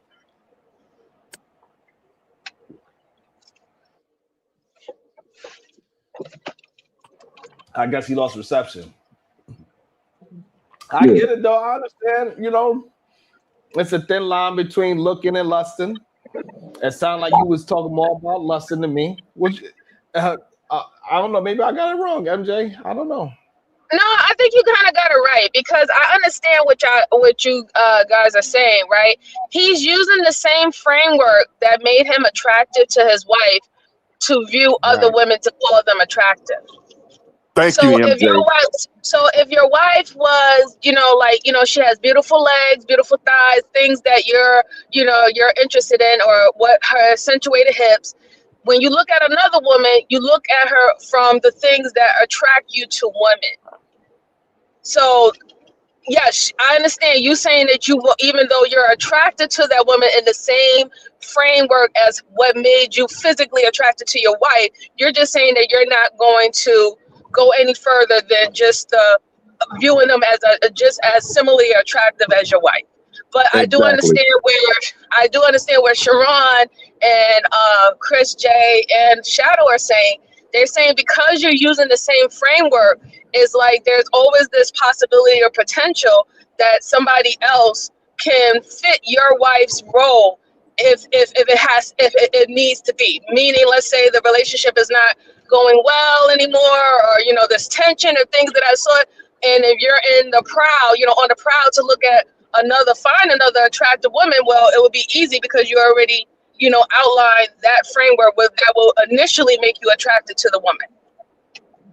I'm not saying that you don't have anything deep, because you gotta understand, your wife is your wife because it was deeper than just physical attraction. Let's just keep it a buck. You could have just smashed anybody out in the street if you really wanted to, who fit that, superficial outline. So I'm not saying that there's no, depth in that, but the simple fact is, it wouldn't be that hard for you to find someone to fit that physical attraction because you're already using that that framework. Thank you for articulating my point for me. I appreciate that because I'm not gonna lie, I have an issue with articulating myself the way I need to. I kind of fell off a little bit on the last part that you were saying, but I understand what you are saying. I agree with 95% of it. I really do. You just articulated way more than I could have. I just don't, again, not to keep beating the dead horse. We're not blind. We're human. And any man to me that says that any married man to say to me that they go out and they don't see nobody else, they keep their blinders on, to me, they're going a little bit overboard. And to me, they're trying to prove themselves too much that they're not doing what in their mind they have to train themselves not to do. Sharon even said it. He had to train himself not to do that. That statement alone lets me know that, of course, everyone is human. Of course, you see what you see. The mere fact that you have to train yourself What you training yourself for? You have to I think, train yourself. but Otis. oh, Oh, go ahead, MJ. I was just gonna say, well, Otis, the only reason why I think that you're missing a little bit of it, the reason why and this is my opinion, I could be wrong, you can tell me if I'm wrong, Sharon, but I think the reason why he had to train himself is because when he was using that type of framework before, he was only in lust. That was the biggest part, the biggest thing that he was focused on. Now he has other things that is more important than just having a big booty and big titties and things of that sort. He want to know if her character is cool. Is she a cool person to be around her? Do I even like when she talk? You know what I'm saying? Like things of that sort. So he trained himself to be like, listen, I can't look at every woman as a possibility that I can smash her because I'm sexually attracted to her. Maybe that is just that's not her position in my life. So can she be a good friend? Can she be a good coworker? Can she be a mentor? I need to start looking at women for other positions in my life and not just a sexual one, because I might miss out on a good relationship that doesn't have anything to be intimate about. MJ.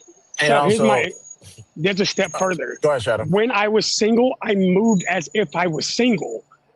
When I'm looking at women, I'm looking at potential partners. If I'm already married, I have no interest in looking into what I already have. I'm not trying to replace anybody. I'm not accepting new applications. I'm not giving nobody else a job. She got the job. She's got a 401k in it. Yeah, she's here forever. It's a lifetime contract. So Shadow, you looking, let's have this dialogue. I love it. So you looking at another woman in your mind subconsciously that you're looking to replace your current one? Is that what you're telling me? So No, I mean, That's not so what he to answer said. your question, here's what I'm saying. If I am looking at another woman, that means that I'm not satisfied with the one that I'm with. Because the one that I'm with, hold on, hear me out. Hear me out there. You asked. If I am satisfied at home, I don't have to go window shopping. If I'm satisfied at home, I don't have to go look out and shop for somebody else. That's why cheating's never on my radar, because I have no interest in it. Okay. That's the difference in what I'm saying. Okay, I got you. Window shopping. I don't like that phrase. Window shopping is you get in your car, you're purposely going to the mall and you're window shopping. What I'm talking about is you wake up, you go outside to the mailbox, you wake up, you go down to the street to the corner store, you wake up, you're walking your dog. While all them things are happening, people are walking in front of you. They're walking by you and you're just looking. No other thought process. You're just looking. If one of the people you're looking at happen to have something that you notice, okay, mental note, and you keep on going. That's what I'm saying. I'm not window shopping to go look for a pair of shoes and one day put it in layaway and go get it. No, I'm just looking. That's it. Well, That's it. here's the thing with all of this, because I heard Otis say this earlier, that you have to train yourself to not look at certain people, especially if the foundation of that is lust. My question to Otis: what's wrong with that?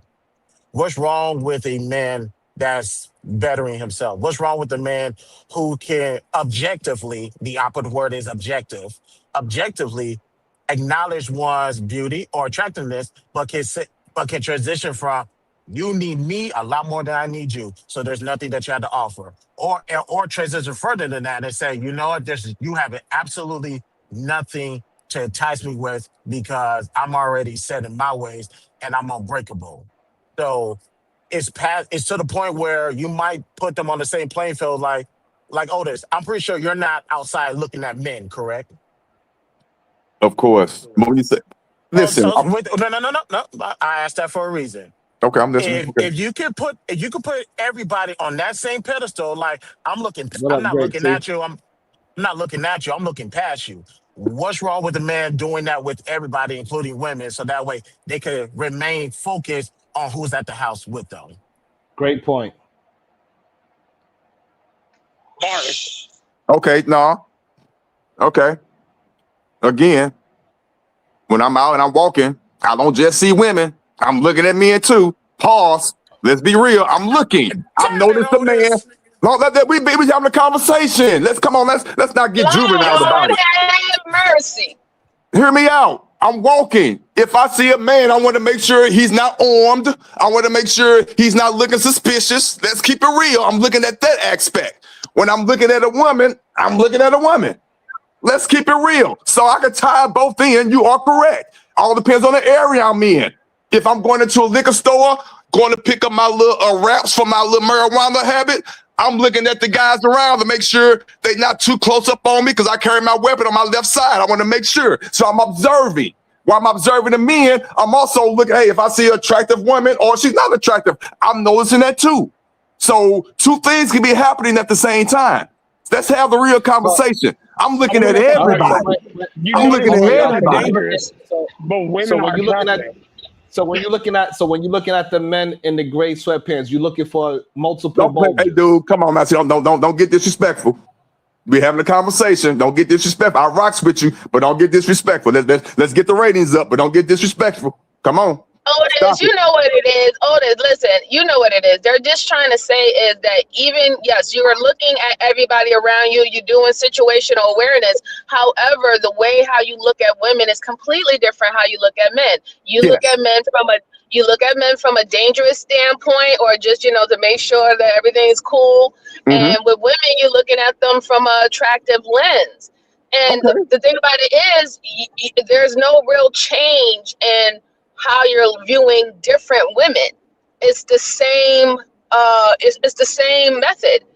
If she's attractive in this particular type of way, that's why you look at her. And I just think I'm not saying that it's you. I'm just saying that they don't believe that most men wouldn't use that as a way to continue to, I guess, be out there on the hunt when they're looking at women in an attractive way, even though they might be settled down and stuff like that. I think that that's where the issue is. You're saying you're not going to act upon it, but other men will definitely act upon it because they're always in the hunting status. They're always on the prowl. Okay, let me ask you a question, MJ. Okay, go ahead. Go ahead, Prime. Go ahead. Before you go to, right? So, like, even in New York City, it is chairs. Like, you go to certain restaurants in the summertime, you see the chairs is situated for people gazing. Like, so in New York, it is a thing that people just look at people and talk shit about people that's walking by. Oh, this person, look at how she walked, look how she looked, look how he looked, he looks crazy, blah, blah, blah. So people gazing is a thing. So we do understand people gazing is a thing. However, when you talk to the attraction part of when it's to the woman, that's when it sounds like it's an issue. And majority of men, as we know it, will engage in it as well. So that could be the possibility why this miscommunication is happening. Go ahead, Otis. I get what you're saying, Sharon. I definitely understand what MJ is saying. But to me, there is a thin line or a gray area where that could come into play. They don't know when to stop. They get disrespectful. They think their door is open, so they put that foot in there so that door, won't close all the way. I get all that.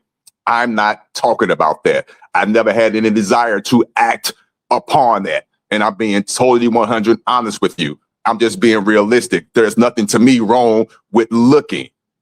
Once you go past the looking, which is a gray area, that's where it gets dangerous. And I don't think, in my eye, I don't know the numbers. I don't know if the numbers are high as you guys are making it appear to be. I don't know if majority of married men, when they look at a woman, they are thinking, if I get the opportunity, it's on. I can't honestly say that because I don't move like that. Yes, do I look at other women attractively? Yes. I'm not going to lie, I do. Do I act upon it? Hell nah. Do some men do? I'm pretty sure they do. Can you guys give me the numbers? Can MJ or somebody on this panel give me the numbers on how many married men look at women? I think the stats show. Otis, you said it yourself. If you go to the Doechii concert, if your wife there, you ain't going no stage. If she's there, you're not going on stage. If she's not there, you're going up stage, getting handcuffed to the chair while she's twerking in front of you. Then she's gonna take a beautiful peach with a crack in the middle, put some honey on that joint, and you're gonna lick that joint. Did you hear me say I'm going to run off the stage handcuffed to the chair? Did you not forget that part? You still don't do that. On the stage. No, I'm still going on stage. Yes, I am. I'll be a lie to say I'm not.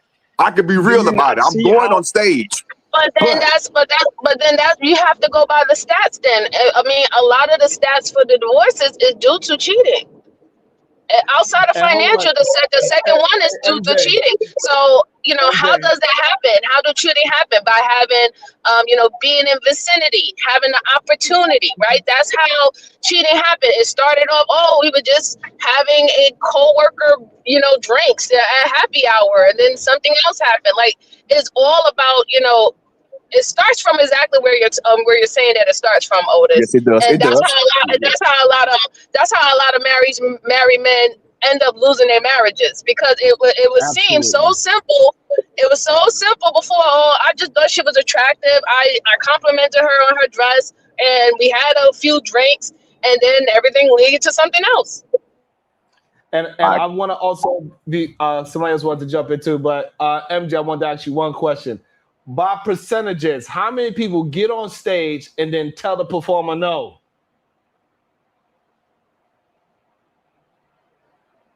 Huh, good MJ? point, you lousy bastard. Zero. Good- Nada. You's a lousy Not motherfucker. a one. Hey, listen. I will be. Hey, Sharon. I will be the What's up, first. LA? I will be the first. First of all, you ain't even getting on stage if you ain't gonna go. What? I'm telling Stop. you. I'm telling you, boy. Like, hey. Hey, good point, Sharon. We just having a hypothetical conversation, but good point. I would like to know that number. I think we know the number. The number is 0. So I get you. Zero. What up, Miss Project? How you feeling? Right. So everybody asks her, why you get on that damn stage? Because once you get on that stage, it's gonna be so much more difficult to say no once you're on that stage. They're in there for anything. I mean, it been men that got on those stages oldest and got peed on, literally. That's crazy. You know what I'm saying? So, shit. Hey, listen.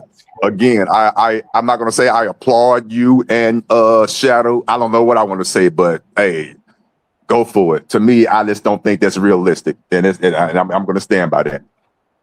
All right, so now we're gonna jump into this conversation with Blueface and his mother. So Yes, sir. I want to know what is your thoughts on that whole on the whole situation with sons and they mothers having a sketchy dating life where the son have to witness possibly moms fighting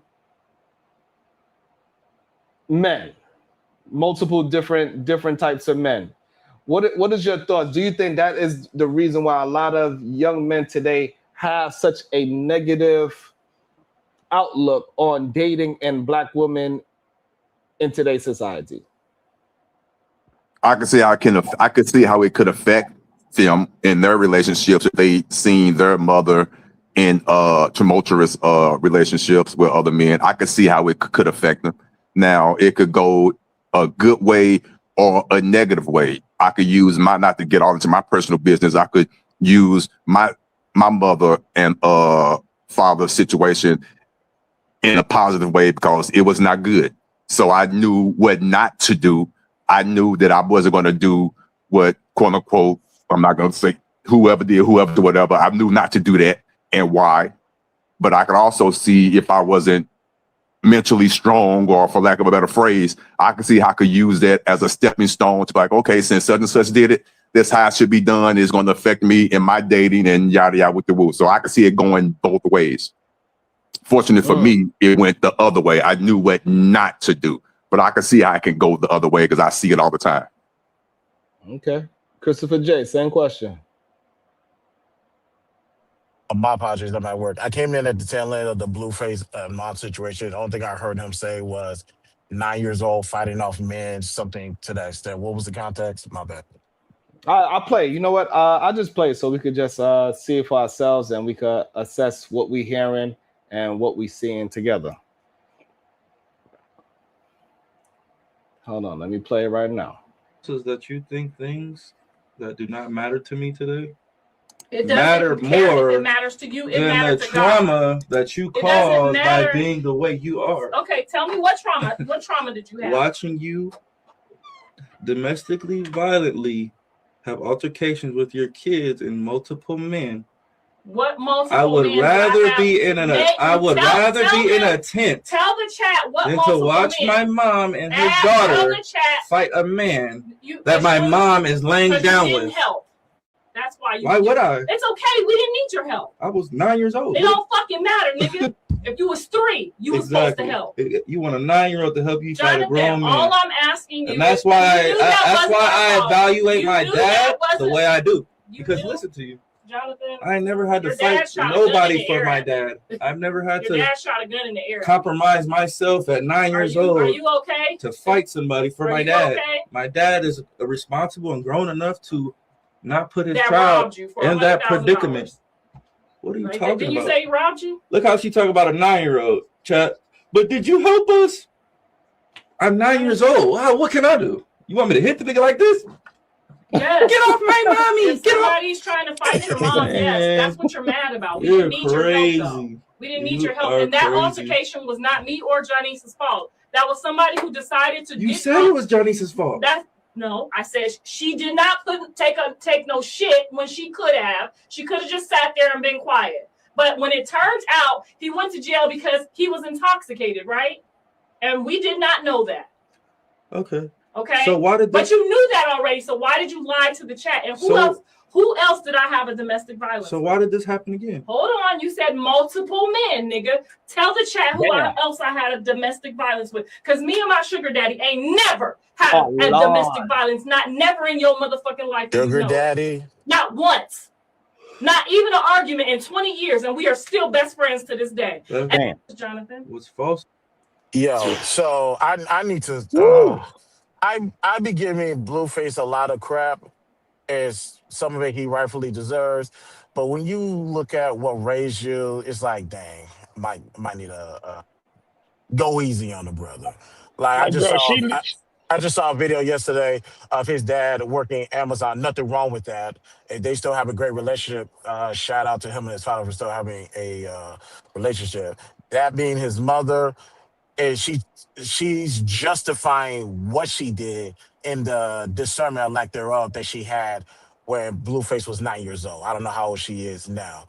So it's one of those cases like, I see why you are the way you are. And if you was with your mother the whole time, this particular woman, yeah, I understand why you turned out the way you did. It makes perfect sense now.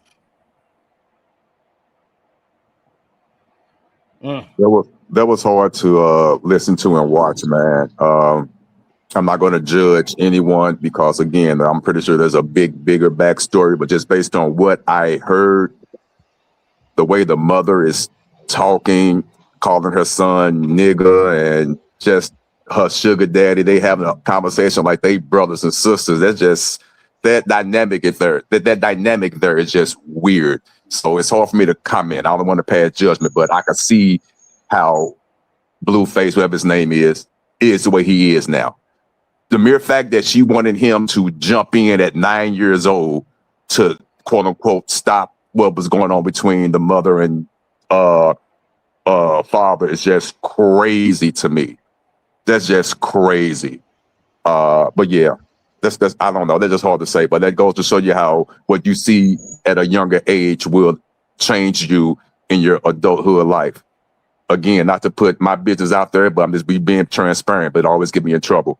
I can remember, no bullshit, at around 3 or 4 years old, my mother and father physically getting into it. I could remember the smell of the room. I could honestly, I could smell it, and I see the altercation. And right then and there, at that young age, I knew I was never going to put my hand physically on a woman.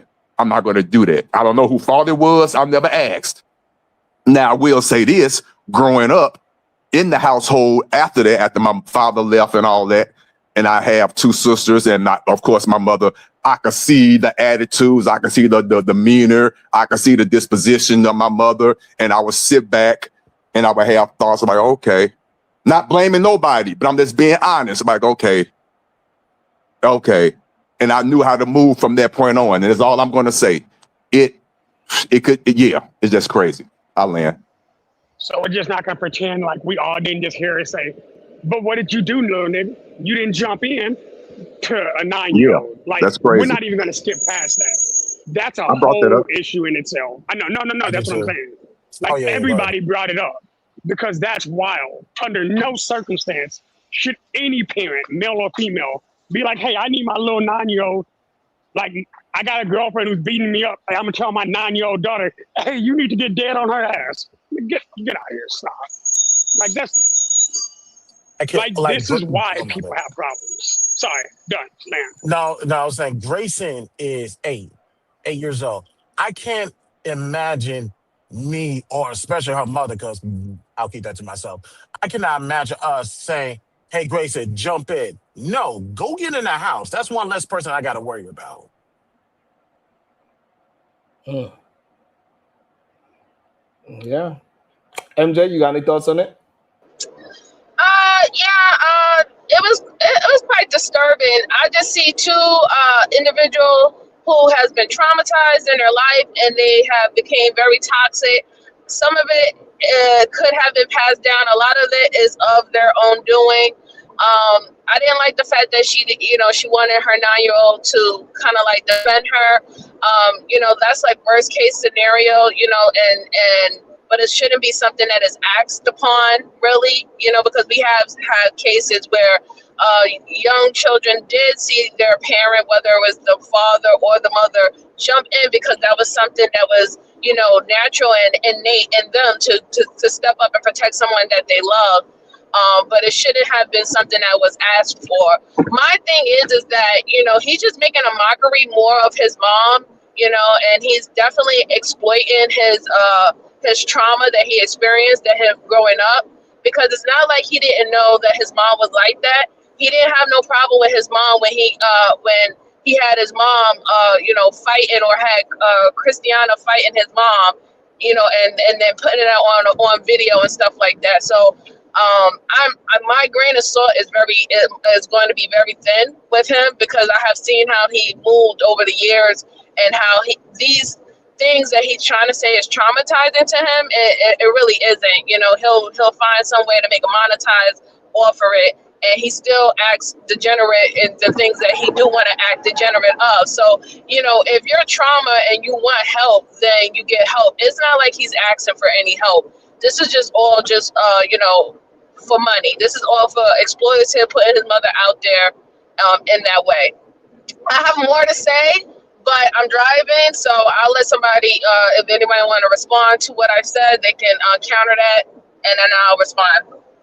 I'm about Mm. to drop down, but one thing I'm about to say to what MJ said: two things can be true. Both sides of the coin can be accurate. I don't believe MJ disagree with what we're saying, but I don't disagree with what she's saying as well.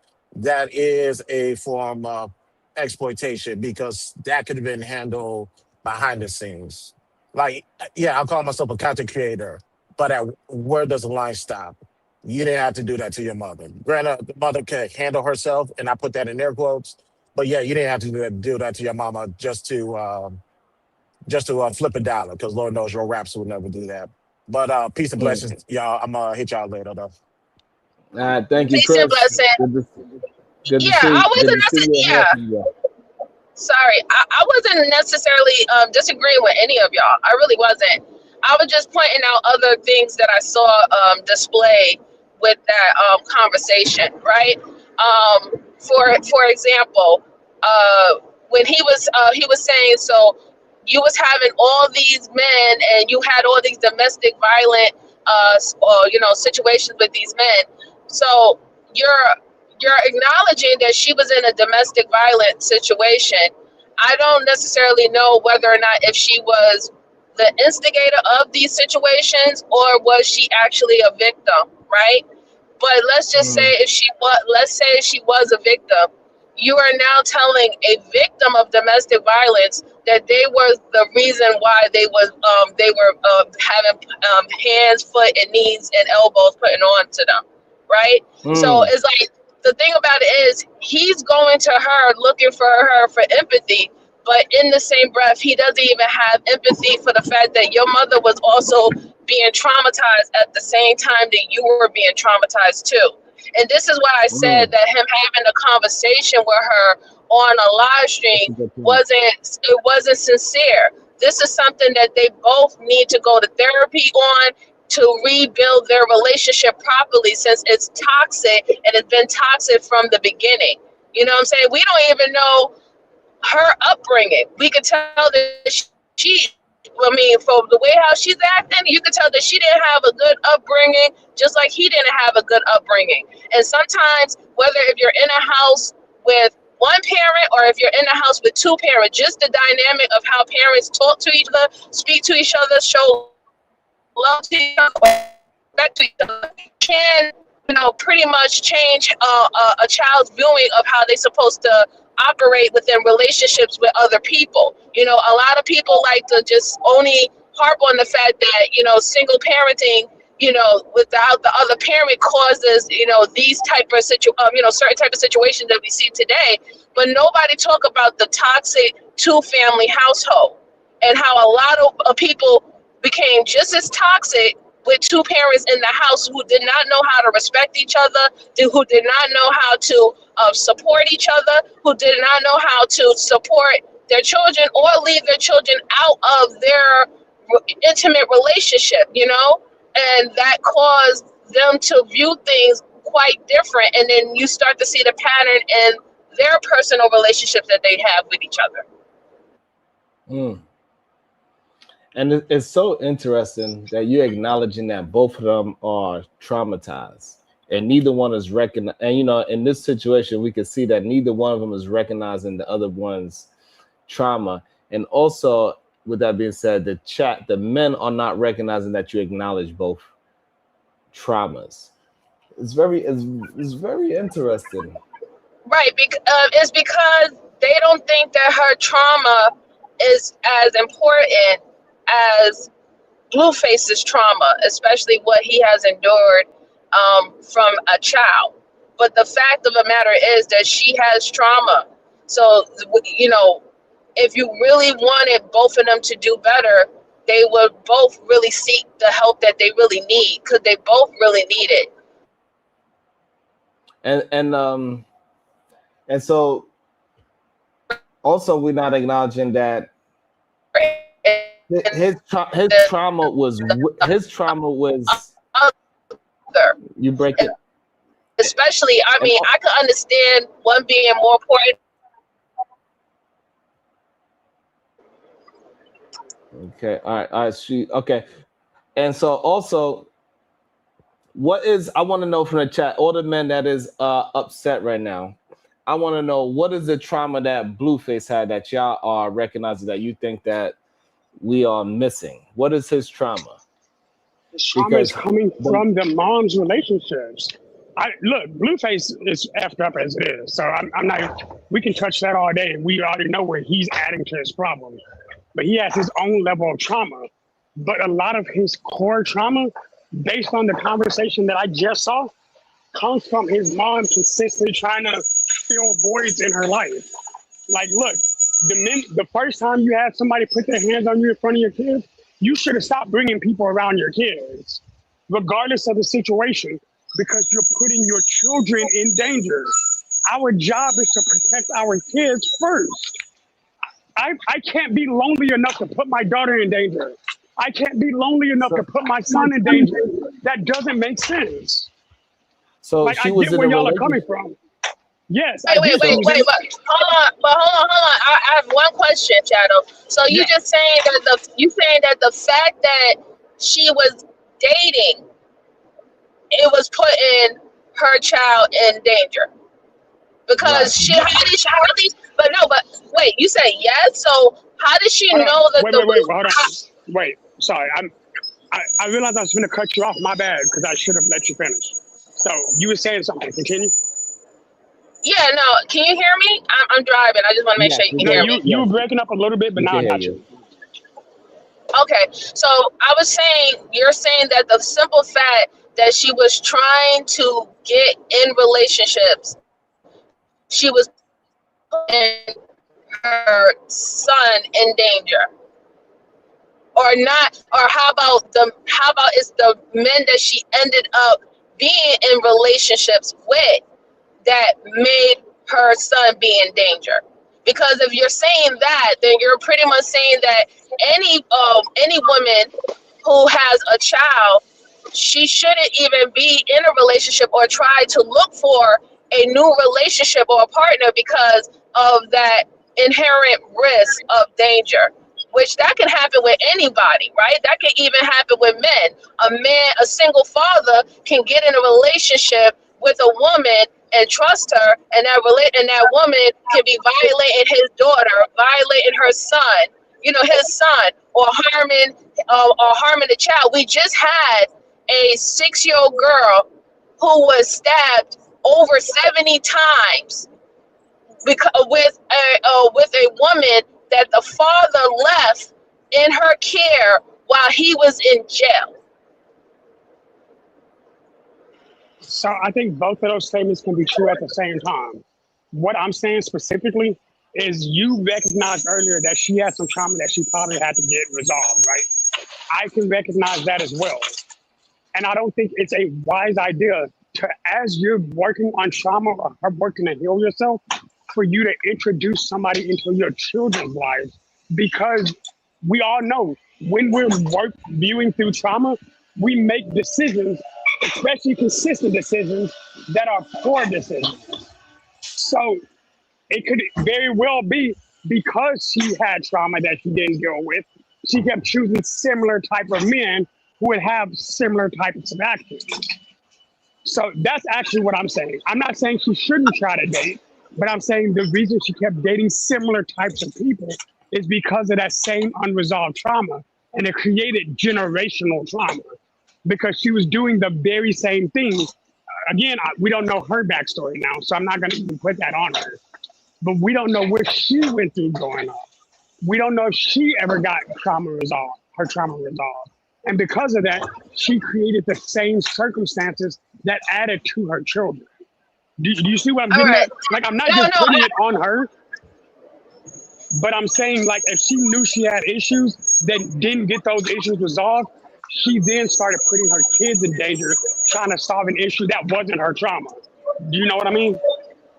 No, I understand what you mean, but I'll be real with you. A lot of people don't know that they have issues and problems that they need to resolve themselves until they're actually looking to fix certain things in themselves. There's a lot of people who believe that their behavior is normal, especially if it's been a part of their behavior or what they have been seeing in their households or the households that they've been in for pretty much their majority of their life. They are not going to differentiate from it as it being something that is wrong or inherently wrong if this has always been perceived as normal.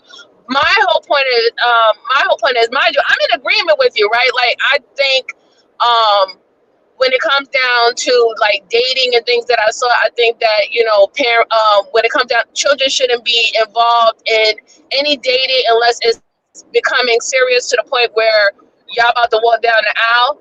I think that's when they really should be introduced in. And I'm of my own belief. I think that children should be a whole lot older when that situation occurs, but I don't want the whole, I don't want a narrative put out there stating that because there is this particular type of risk that anybody that you get with can become dangerous, that you should fall whole on trying to, to date or find a relationship or a partner. You know what I'm saying? On the basis of that. You know what I'm saying? Like, because there's risk in anything. It's not like we don't have risk just literally dating someone who don't have children or who do have children. That the same risk can be there. So I don't want to just make it seem like, one is better than the other. Situations, you don't necessarily plan out for. Am I breaking up? No, you good. No, you're good.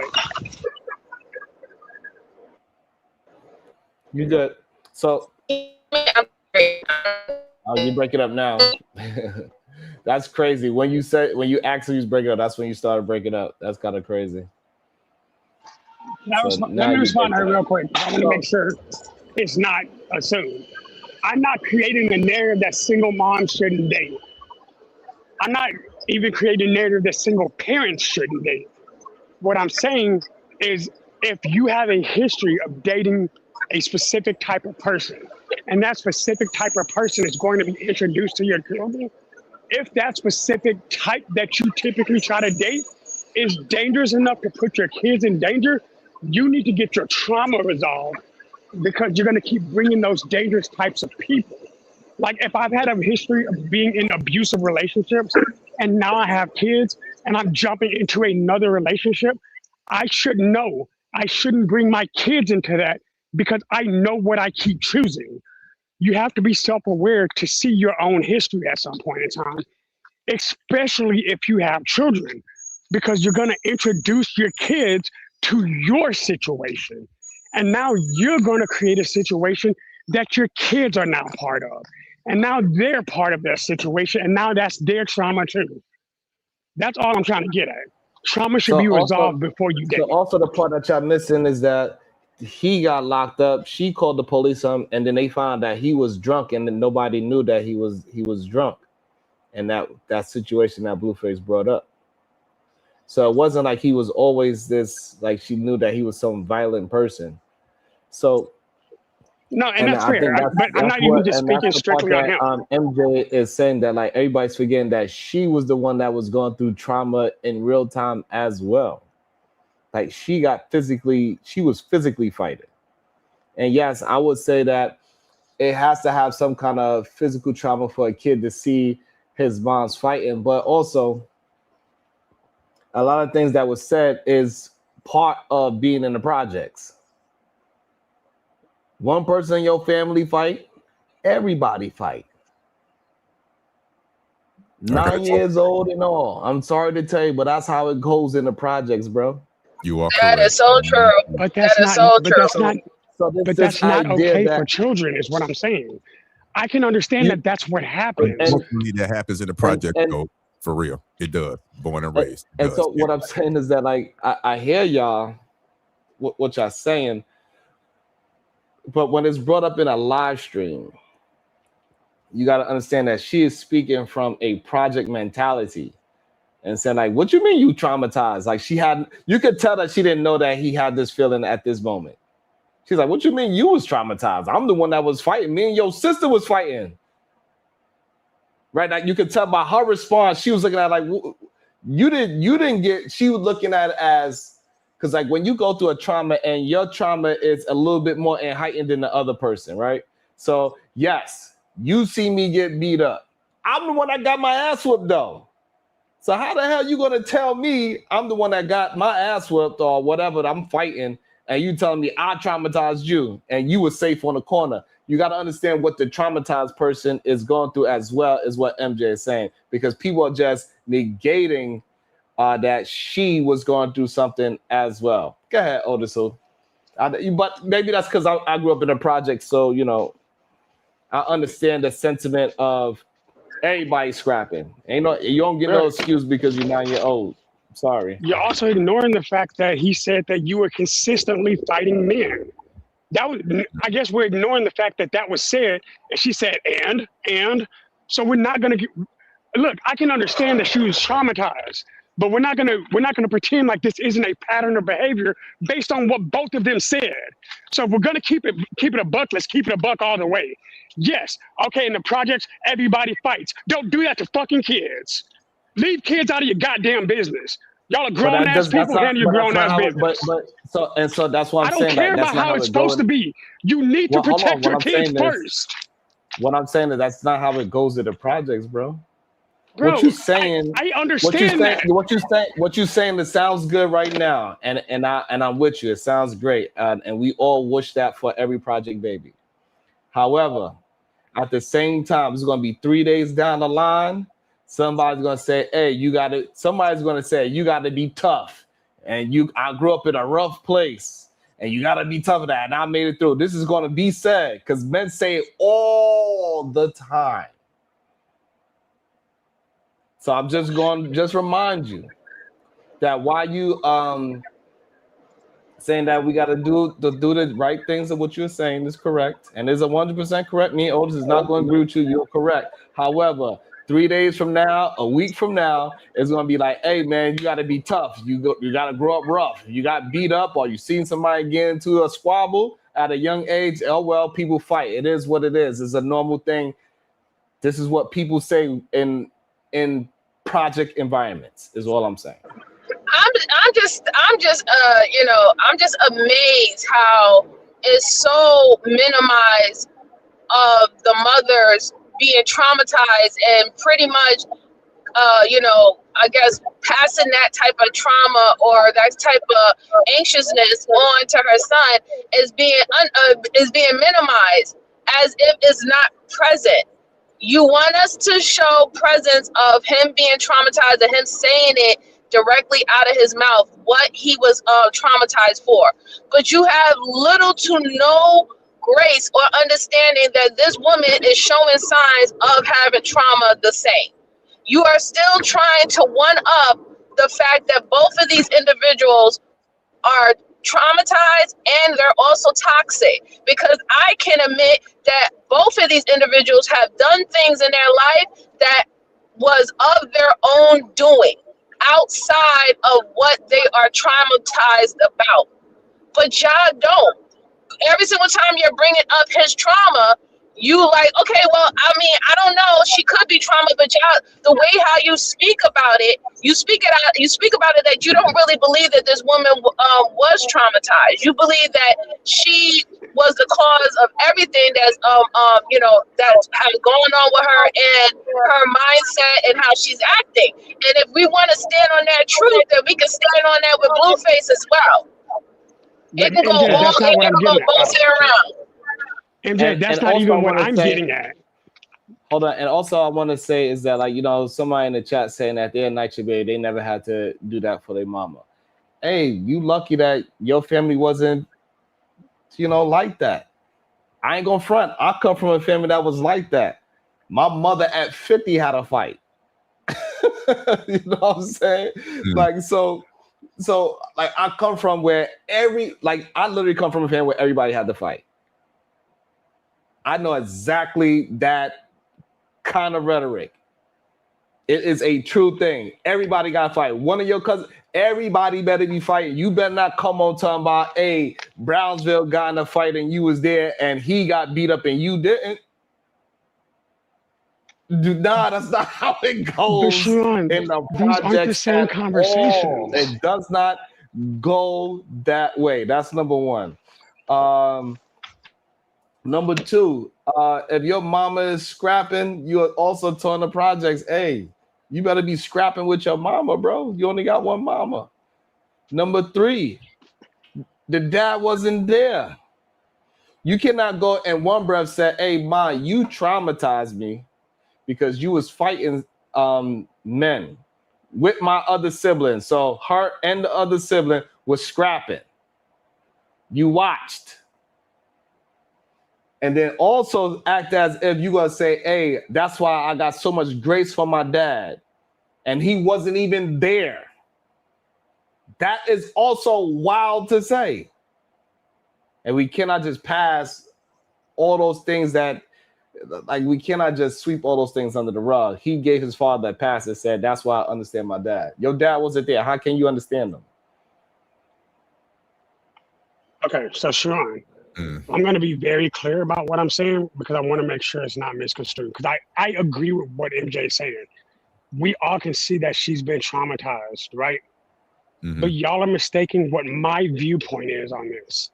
We have one duty as parents, and that is to protect our children. Irrespective of everything else going on, our primary duty are those kids. So if I am doing something that puts my children in danger, that is a problem on my part, not theirs. My trauma isn't caused by them not fighting with me. My trauma is caused by putting them in that situation. That's not my trauma. That's still their trauma. We're not talking about her trauma because, again, we don't know enough about her past to even talk about it. I'm pretty sure she's been through a lot. Cool, especially now that Sharon's talking to me about the project. Y'all know I don't know shit about the project. So I'd be speaking on something I don't know. But what I do know is that we're supposed to take care of our kids. We're supposed to protect our kids first. I know that to be a fact. And if you're saying, and even when you're using, oh, if you fight and your cousins fight, you got to fight with them. Well, that's everywhere. Yeah, hell yeah. No, it's If my not. family's fighting, we're fighting. Okay. All right, Sean. Let's not be literal today, since, you know, I'm trying to be you right now. Trying to keep it streamlined. Family's supposed to protect family. That's the point. We fair, Sean? And I see Otis got a lot of thoughts and he's being patient. So I'm not sure if he's ready to talk now. You let me know, Otis. Real quick, it won't be long. She has issues. We all clearly see that. But within the middle of her issues, she can't do what you expect her to do, Shadow. I agree with you 100%. But in the middle of her trauma, she doesn't see it your way. But I see it your way because we're outside the situation. When you, I don't know how old she is, but when she's in the middle of that situation, what she's going with her estranged husband, the kids around her is volatile. In that situation, it's like fight or flight. We're going to do what we got to do. And I need all hands on deck in that toxic situation right then and there. On the outside looking in, of course, protect the children. But in her mind, she's not seeing it that way right now. And I'm going to land my plane here. Someone needs to break the cycle. And I would hope it would be him, but it doesn't appear that it's going to be him. We all have situations in our family that we did not like, that we did not approve of growing up, and it's up to us to break that cycle or continue the cycle. I chose to break one of the cycles that we had in my immediate family, and I'm proud of it, and it's going strong to this day. Some people just like to live in that cycle. He needs to break that cycle. If not, it's going to continue. That's all I'm going to say. So, Otis, I'm going to agree with what you just said. In the moment, I fully accept the fact that she didn't handle the trauma well. We're 20 plus years outside of the cycle now, outside of the incident, and she's still saying, you should have jumped in. Tell me how that's appropriate now. I'll accept everything else y'all are saying. We're 20 years later. Tell me why what she said makes sense now. It's not appropriate. It doesn't make sense. That tells me that's my only point. If she still needs help with her trauma, she needs to go talk to someone. Not trying to be funny. She needs to address her trauma, and he needs to address his. And again, someone needs to break that cycle, and I'm hoping it's going to be him. And like I said, I'm not saying he's not fucked up. I am saying that factually speaking. No, what you're missing is a very important part that Otis brought up. In the moment, she's not seeing that he had any trauma. She did her protecting part. That's the part that you are missing. She did the protection part that you are talking about that parents supposed to do. She did which that. Part?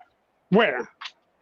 All right, fine. If we're gonna play this game, where? By him not getting his ass whipped by that drunk ass man in the house. That is the protection. Wait a minute. Do we have the same? Wait. You breaking up? Okay. Yeah. So that's the part. I'm sorry. Yeah, you back. Oh, am I back? So, I'm sorry. So yeah. I think that's the part that people are missing. That was her. That is the production part. She didn't allow nothing to happen to her kids. That's fucking literally crazy. in real time. Crazy as it sounds, that is her version of it. I get exactly what you're saying, Saran. In that trauma, in that messed up situation, that is her version of protecting. For real. And I quote, why didn't you jump in? Stop, y'all, stop the bullshit, bro. No, both of y'all are lying through y'all's teeth right now. She just said, why the fuck didn't you jump in? Quit playing with me, man. Stop acting like y'all didn't hear what she said. Hold on. Because y'all about to set me the fuck up. Y'all tripping. Hold on. What she what said the fuck was, are y'all talking about? You are upset because you didn't jump in, is what she said. And then he went to say because I was only 9. That's what. And her response was, "Why didn't you jump in?" And so keep pretending she didn't say it, Sharon, or play that shit back. Right, because he's again. I don't know. If you was, I guess you had to be. So if your kids see you fighting, what are you gonna say to your kid? Hey, get. In those exact No, you're words, not. get.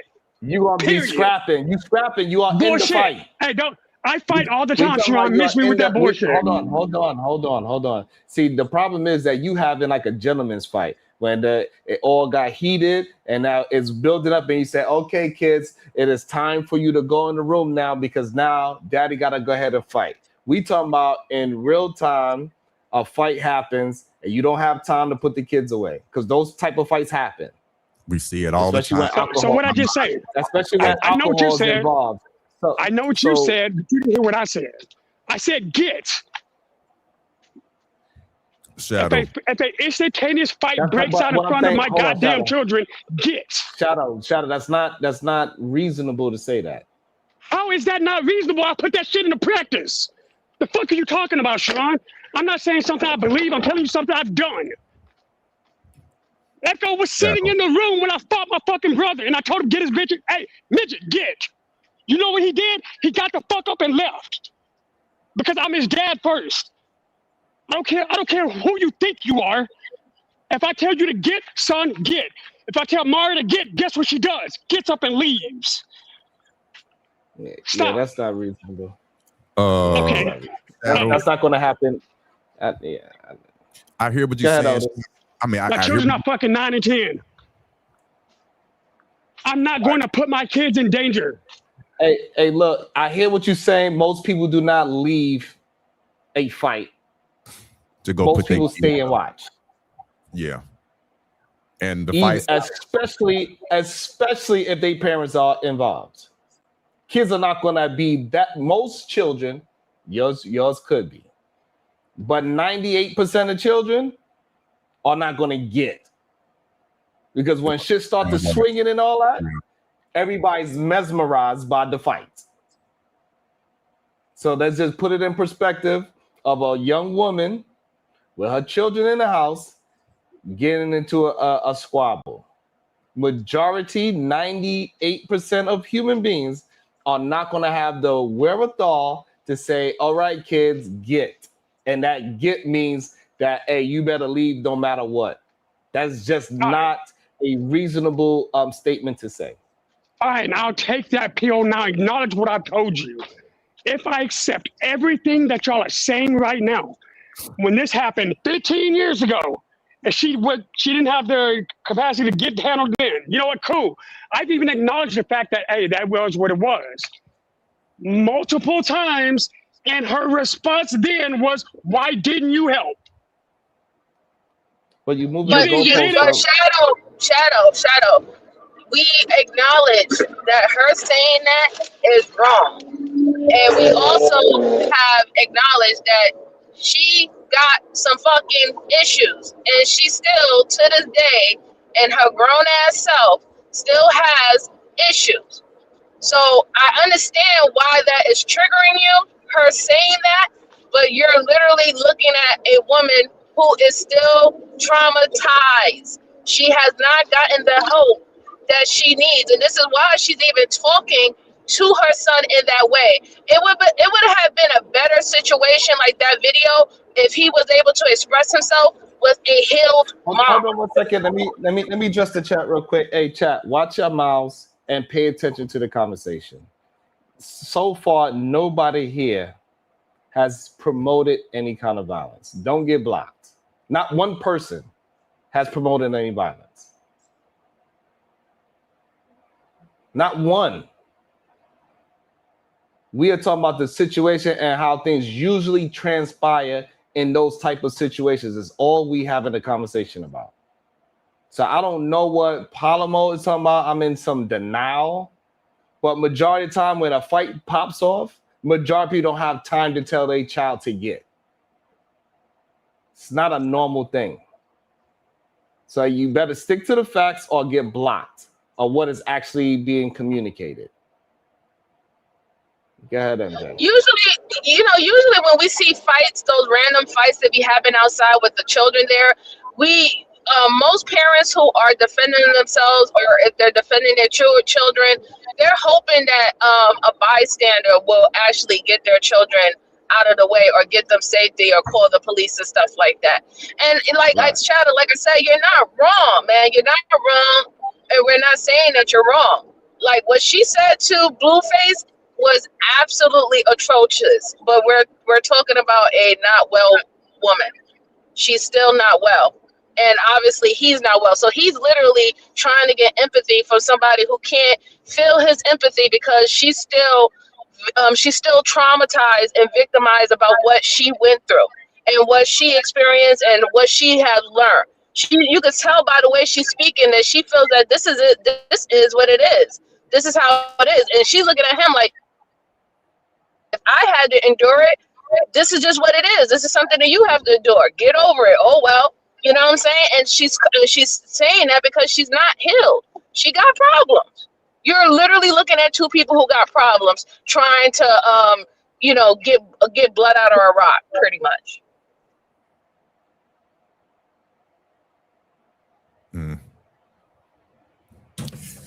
Unfortunate situation. I can see why Shadow is upset. And I believe him when he says that he does tell his children that. I'm not going to deny that. I believe it, but in a more realistic situations, more often than not, what I have seen, and the best intentions could have been there. But when I see adults get into it, and one of the adults have kids involved, I don't care what age, and they're around, they're getting into it as well. And like MJ said, when you're involved in it, you're hoping that someone around will have the wherewithal to grab the children and separate them. But often than not, that does not happen. The kids jump in and it just turns into a big melee, which is very unfortunate. But I do understand where Shadow was coming from. But again, been raised in the projects as well. The Peabodys here in St. Louis, they knocked them down years ago. Just being in the hood. When the fight breaks out, there is no rules. Kids do jump in it. And it's sad to see on the outside looking in, but it happens. It happens more often than not. And she does have some healing to do. For her to say that at this age, and she has a fully grown son, and she did throw up the fact that, why didn't you jump in? I'm paraphrasing, at 9 years old. That sounds crazy to me. But at the same time, at that time, and her trauma, that's a normal thing for her to even ask that question. Even ask that. You would hope she would have matured and got that addressed by now, but unfortunately, she has not. So I get it. Yeah, it is a very sad to say. It is a normal thing in the projects. It just is. It's not excusing it. It's just what it is. Especially if you in a situation where your family was outside and they wild. If everybody wild, you and your family gonna get into it. Neighbors on the same floor, all that. You know what I'm saying? Like, you live on top of each other. Sad, for real. You know what I'm saying? Like, this just, and so I understand both sides. And so, but the only part I didn't understand was the part of the dad's side of saying why you try to throw your father into her face and expect her to respond with grace. Like, that's kind of crazy to me as well. Especially if that's triggering to her. So that's crazy. Right. So at the same time, he want empathy. He tried to create a new trauma by throwing his dad in the face. That's why I respect my dad, and he ain't never made me have to fight for his such and such and such. Like, that's crazy talk. And you say this to the person, and you say this to the person that most likely raised you. I was just about to say that she the one that was feeding you majority of the time and putting clothes on your back, but then you make that statement about your father. Of course, she's going to be triggered by that mere statement. So it's just it's just crazy all the way around. Man. And not even that, isn't it most likely that her father was one of the men that abused her? She said it. She said it in the stream that he pulled out a gun and shot it in the air. So yeah. So who? Her father or her husband? His father. his father. So that's like adding salt to the wound, right? Because you want her to take accountability for everything, as well as her abuse by your own father. Right. And then you added to the abuse by saying that's why I respect him more, even though he wasn't here. And you have no idea, right? So this is my next problem. Him as a man have no idea what kind of trauma his father would have put him through. He has no idea. Right. He doesn't, because he wasn't with him. He was with her. So he only has experienced the trauma that she had him in because of what she was going through and the situations that she was having under their household. But he's under the assumption that it had, whatever he would have gotten with his dad would have been quite different and better, because that's his imagination behind the situation. He doesn't know. Right. He doesn't really know. He don't know what kind of situation he would have been if he was with his dad as much as his mom. That's a problem that's the only problem I really actually have with it, is that you threw your dad in there like he was supposed to be some superhero. I don't know. I guess maybe because I know exactly how it is to be. Me personally, I'm riding and dying with the person that was feeding me most of the time. I ain't gonna be wishing about, man, if I was with the other parent, my life would have been so much better. Well, you don't know. Like, how can you say that the person that left could have possibly treated you better? Because you see him now at your grown age where you don't need that person. Hey, a relationship is absolutely easy when you don't need the other parent. Right? Like, you meeting your parent in your big age is a much easier relationship than when you was being raised in real time. It's a psychological thing, really, Sharon. Children do that, especially if they had hard childhoods, right? They start to imagine that the person that wasn't there had to be the better choice because of what they were enduring in their childhood. It's even the ones, we see that with wards of the state and, the ones who are in group homes and stuff. They'll be like, oh, everything would have been better if I was with my mom, my grandmother, and things of that sort. But they don't realize that sometimes the reason why you're with these individuals and not your family is because you were in a dire state with those people. But you have to have some type of hope when you're in bad childhood. You have to have some type of hope to lean on to catch on to. You know what I'm saying? And it's not until they get older when they start trying to have those relationships with those persons. Sometimes, in some situations, I'm not going to say all, some situations, they realize why that person wasn't there and why they didn't have a relationship with that person, or that person wasn't a good person, right? And then other situations, they realize, yeah, that person was really being kept away from me on some petty shit due to the sole parent that I had, But you really don't realize that until you get older. I'm just speaking on like the psychology of sometimes of those children. They have to have hope because they're already feeling hopeless about the things that's going on with them. Abuse, whether it's food, they're not getting food, them starving, them not being able to go to school, being beat on or whatever. There's a lot of things that go on with kids, Yeah. And Otis, what is your thoughts on people having a sentiment that the mother failed even though she was the parent that was there? They're not understanding maturely the full spectrum, the full scope. I blame both parents. It's hard to say that and see that when you're actually in it.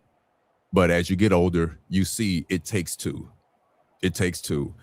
So for somebody to say it's more of the other parent than the other one, to me, I don't mean this to be very disrespectful because I'm going through it too at the age of 55. I have daddy issues to this day. Of course, I feel like if my father was there, how would I have turned out? Yada, yada. Of course, that comes across your mind. But as I got older, I realized, shit, he could have been there. So what, he wasn't with my mother. He still could have came around. He still could have came and picked me up on the days he said he was going to, and he never did. So I get both sides. Whereas, did my mother have some accountability? I'm pretty sure she did. I'm pretty sure my father had a lot of it as well. So for someone to say it's just one-sided, I never agree with that. It takes two to tango. That's what I say about that. Be real about the situation. Be real about it. And know your own trauma. I have daddy issues. So I know he wasn't shit. So what exactly does that mean? That's such a broad brush. If you don't, what does that mean? You at this age, you still have that issue. What issue do you have that you can if you can recognize any? What does that mean?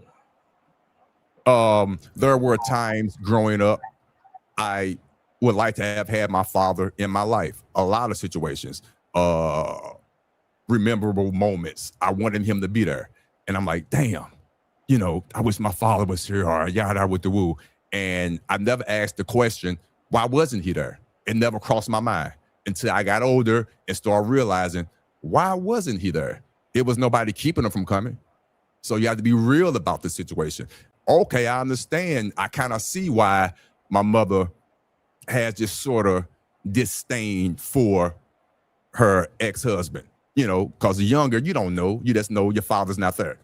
And one thing for the record, I will say, she never talked bad or down to my father. She never said one negative thing about my father. Never. The only negative thing she said about my father, and I got old enough to remember and realize it, was we had a pet dog younger, and she named the dog Otis. I'm thinking that was my dog. Nah, she named the dog Otis after my daddy because he was a dog. And I realized that and when I got older. But me as a child, okay, I'm thinking that's my damn dog. You understand what I'm saying? But her way of getting back at my father per se is, we got a pet dog and your dog name is Otis. Now I realize you named him that because he was an effing dog. I get it. A womanizer. I get it. But I didn't know that growing up. I just wanted my father around. So that's what I mean by, and I still have issues with that. I still don't, like, okay, so the only issue that you have is that you wanted him around. Mm-hmm. And I know for a fact, not to put my business out there, he wasn't doing what he was supposed to do. Me being young, I didn't know that. But as I got older, I realized, yes, he dropped the ball on several occasions. I can understand why him and my mother got into it. I can understand that. He was out gambling and didn't bring the paycheck home. I could understand that. For real, I could understand that now. But growing up, I guess my problem is that you're not able to, and because I know you don't want to go too deep and you shouldn't. But when I hear people say I have mommy issues or daddy issues, whenever I ask them what is the actual issue that they most of the time they can't articulate what the actual issue is. Some people say I have some people that were able to articulate to me. They say they have a issue with abandonment issues, right? They think somebody's going to leave them. So I can okay, now I see the correlation, right? But most of the time, when I hear I hear more of your story where it's like, man, I just wish he was around type of thing. And that don't really sound like an issue. It just sound like you feel like you would have better memories if he was just around, not even him actually doing anything, because you don't know what he was able to do or not, but just him being in memorable graduation, marriage, whatever that thing is. But it doesn't really sound like a true issue in my ears. I get from your perspective. Well, okay, not to get too personal, but I'll say this. There have been times when I was growing up when I've had certain feelings about a young lady or just trying to be a young man. I want to be a young man. My mother and my grandmother raised me. I'm in a household where my mother was playing the father role. She had 2 jobs, and my grandmother was playing the mother role. She had 1 job. You know what I'm saying? So the man wasn't around. I had to learn to be a man from my uncles who would come over every now and again. And I would see them with their wives, my aunts, and their kids and things like that. So that's how I'm looking and trying to judge on how to be a man. I didn't know how to sit down and have a conversation with my father because he wasn't there. So as I got out into the real world and I'm encountering certain things, and my first thought is, if my father was in my life, what would we have talked about and what would he have told me in this situation? I don't have those type of recalls. And I'm envious of that in situations when I have certain friends who have their fathers and they can reflect on that. Yeah, my father took me fishing and we had to talk about the birds and the bees, or my father was at my football game and he taught me how to block or yada with the rule. I don't have those stories. So when I had my child, I was like, I didn't have any recall to be like, okay, how do I be a great father? My recall was don't do what my father did, which was be present at all times, no matter what you're going on with the mother of your child. Always be present.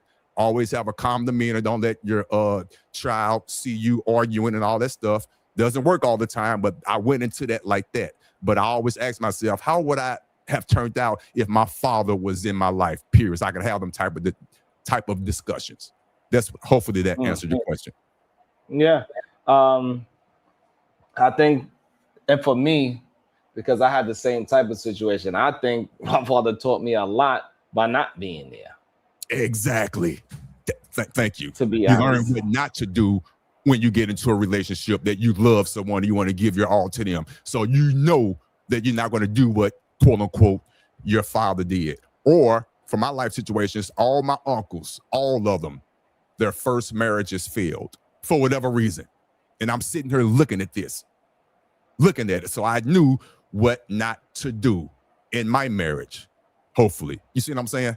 But I would prefer to get that from my father, and that didn't happen. So I had to look elsewhere. And sometimes I felt like I was approaching, that's not the right word, I'm making up words. It felt like I was on the outside looking in or just sucking up information that I really wasn't supposed to get because they're my uncles. I'm just living vicariously through my uncle, how he's treating my cousin, his kids. I'm like, wow, okay. That's what it looks like to have a father and a mother in a home. Even as I'm growing up, shit, they ended up in divorce, but that's a whole nother story. But you get what I'm saying. Yeah, you wanted your own personal experience. You didn't want to feel like you was outside looking in, and Right. that's how you felt. You know, it wasn't personally unique to you. I dig it, and that's important, you know? And Exactly. and I think what's important about that, how you is that hopefully men can understand how important it is to just be there and let your child experience you. Yes. My biggest goal was to have my daughter never say, my daddy was never at my game. It's not, even if I was embarrassing her, she could say, my daddy was there. I was the loudest one in the stands. She can't never say, my daddy wasn't there. What she can say is, my daddy didn't pick me up from work for like a month or 2 or 6 months because my boyfriend said he wouldn't. Yeah, she could say that. I'd rather have that experience, and we find now did not have that experience at all. My daddy ain't shit. Yeah. No, she cannot say it. I was in my child's life. I'm in my child's life way more than my father was She in my. can say you're annoying. She can say you hard-headed. She can say you stubborn. All those things, but you can't say you weren't there. Exactly. Gotcha. Thank you. Exactly. And I'm proud of that. Exactly. Yeah. And I think it's important because I thought it was for me, I thought it was kind of strange. Like I thought it was just a ill coincidence that recently that he even seen his pops just like walk up in the middle of the street. I thought that was just crazy too. You said what? Blueface, that same. What? My dad out here working. You ain't getting high on the pavement, baby. What y'all doing? Chilling? Yeah, we doing some apartment hunting. What you doing? Dropping off a package? Yeah, delivering, baby. All right. You know, What the heck? That's so what? What the heck are you doing here? So, that's kind of crazy. And that's the same person that he said, man, I understand him the most. I understand my dad. And you'll say that in that heat of that moment. That's kind of like crazy to me. Like he's still, well, I don't know if he's still trying to figure it out or whatever, but I don't know. I think that's just wild. I think, it seems like The reason why he understands his dad, and I can be reaching, y'all can tell me whether y'all agree or disagree, but it seems like the reason why he has more of an understanding with his dad, because I think he kind of have made peace with the fact that his dad wasn't a dad, he was just a father. Because even with that interaction that you just showed in the video, he dapped his dad no different than he would dap his man's, and or his friend, his male friend, right? So it seems like he just has a male friend relationship with his dad. And what I've seen, most male friends, if I see you and I see you, we link up when we link up. There's no pressure, there's no pushing, there's no expectation from each other. You know what I'm saying? It just flows the way how it flows. And it seems like he has that same type of relationship with his father. So he's not expecting anything from him. However, he still is expecting things from his mother that he did not get from her when he was younger. Let me also shout out to the Cash App. It says, awesome show. Thank you so much. I appreciate that. Thank you so much. I have a And question. also, and I got yours from the other day. We're going to hold on to it. I'll make sure I honor that, okay? You know what I'm talking about. I just seen it today. All right, MJ? What happened? What I do? I'm gonna do it so this way you should see it right. You should see the notification right now. I just seen it today. What? Let me see. What is it? I got you. Don't worry about it. You just now saw it today? Really? Yes. Just now. Okay, so you're gonna put it as a credit for the next time. Yes. Okay. Cool. Got you. I just think it is. Go ahead. I had somebody trying to talk. Go ahead. What's the relationship with him and his father now? Because just on the outside looking in, I hate to pass judgment. We're having a conversation about it though. But based on that interaction that I've just seen, it seemed kind of awkward.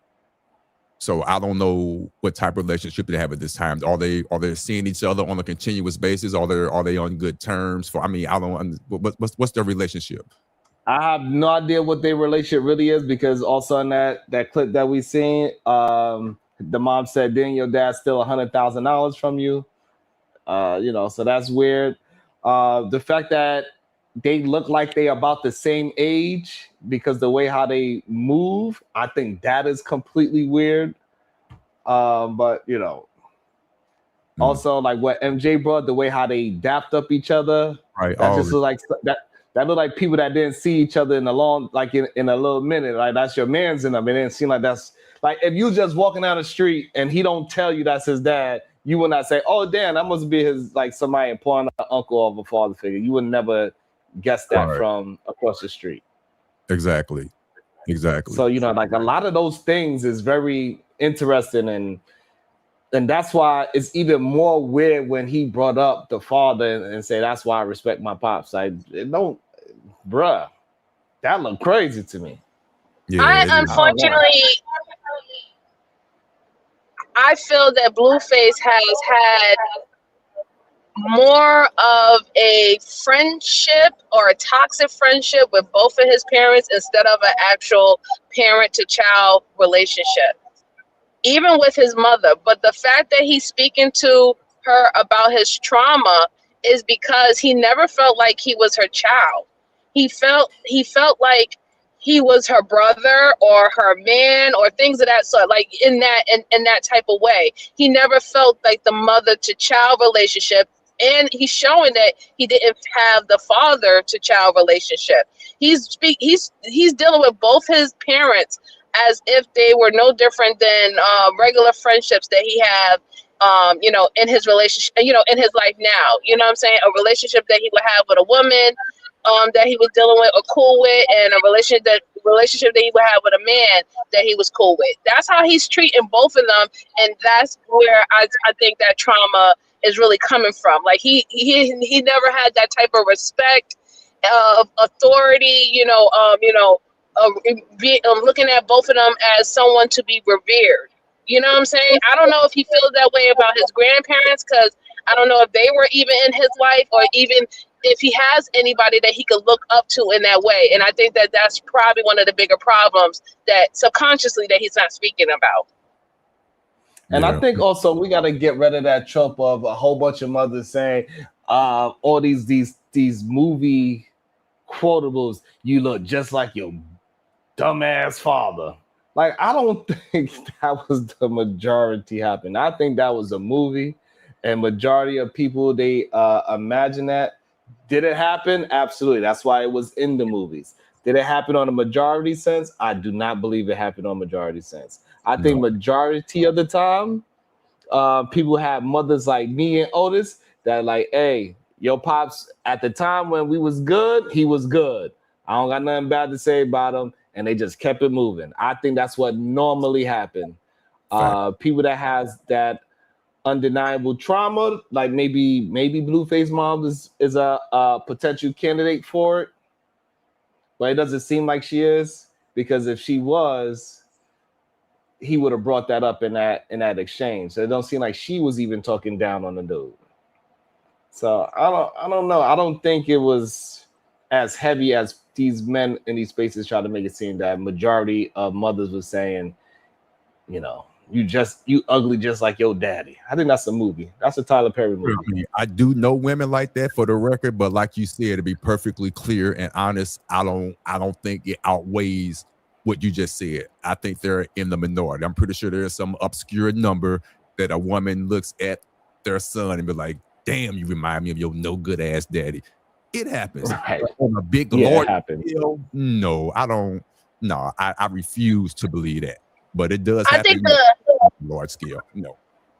I think that those men who are saying that, they're actually not talking about the verbiage. It was the feelings and the expressions that they were feeling. You know what I'm saying? Like, for example, like, you know how, let's say if a woman has more than one child from two different men, and one kid, their father, I guess, was more in their life, or actually, contribute to the house, they will give the kid whatever they want. But then the other kid whose father was, very absent, not involved at all, they might not get them the type of toy that they wanted, or they might give them hand-me-down clothes. Like, I think it's more subconsciously the relationship, how the relationship was, than them actually saying the verbiage. Because children can feel when they're being treated different. We're not gonna skip over that. We're not gonna deny that. They can sense if, wait a minute, why am I being treated like a redheaded stepchild? I think that's what they're talking about, that in those instances. And also what I want to say is this, even in healthy two-parent household, the parents say that too. Goddamn, you act just like your father. Or you act just like your mama. Mm-hmm. So I think a lot of times those things was taken in the wrong way. Taken in the wrong way. Let me try to act a little bit more civilized. You good. You can say things that my children that they would do that annoys my wife. She would say that to this day too, right? And we don't have no issues. Right. God damn, you do that just like your daddy. But I guess because I'm here in the house, it's not going to be taken in a negative light. So I think there's a natural thing to say that you're doing something like one of your parents. And sometimes you look at your kid and you're like, God damn, you get on my nerves. You acting just like me. Sit your ass down. Like, I can't stay still. You can't stay still. We both cannot, you know what I'm saying? Like, so our kids get, like, I think it'd be exaggerated when we hear that you act just like that parent. But we hear that with the positive things too. Let that kid be athletic. You be like, you just like your daddy. He was athletic. He played football, basketball back in the day. They used to call him hot legs. So my thing is, we hear it negative and we hear it positive, but I guess the reaction or the response to when it's negative and positive is different. When it's positive, it's something that the kid can feel positive about, that I have these certain type of traits with the parent. But when it's negative, the kid feels like that's something that's inadequate in them that they inherit. Great, yeah, great point. Hey, MJ, I get the phone call sometime from the mother of my child. Hey, come get your daughter, or hey, come talk to your daughter. You see what I'm saying? They do that. Come get yours. Oh, it ain't ours no more now because of what she's doing. So we get it all the time. I don't get offended by it, but I understand what she's saying. She's doing something that reminds you of what I used to do or did in our relationship. Come get your child. So I get it, but to each his own, and some of them will take that the wrong way. Some people do mean malice behind that. Some is just like, hey, it is what it is. Let's keep it real. Come, she got a mouth on her just like you. Come get her. I can't take it for real. Right. So I Great get point. it. Ways. Yes, most They definitely. go both ways. Yes. It goes both ways. It's not a one-sided thing for real. Right. No, it is not. I just think they. Sometimes these dudes have bell pepper noses just like they daddy. It is what it is.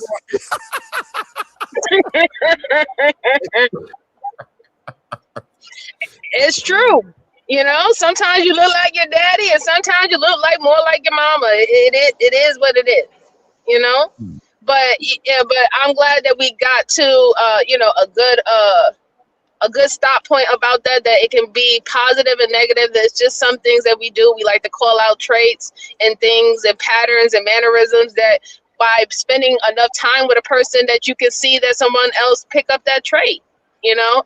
But I think that when it affects a child negatively, very negatively, is because there's some other things that child is dealing with, maybe an insecurity about something, and then when you're not knowing that they have an insecurity about something, and then you say something like that, it can add on to it, and then we're just seeing the results of that. You know what I'm saying? Because the question has never been asked, like, hey, what are you really insecure about? Are you feeling good about yourself? Do you love yourself all the way? Is there things that you want to change? We don't really necessarily ask those questions unless an issue arises.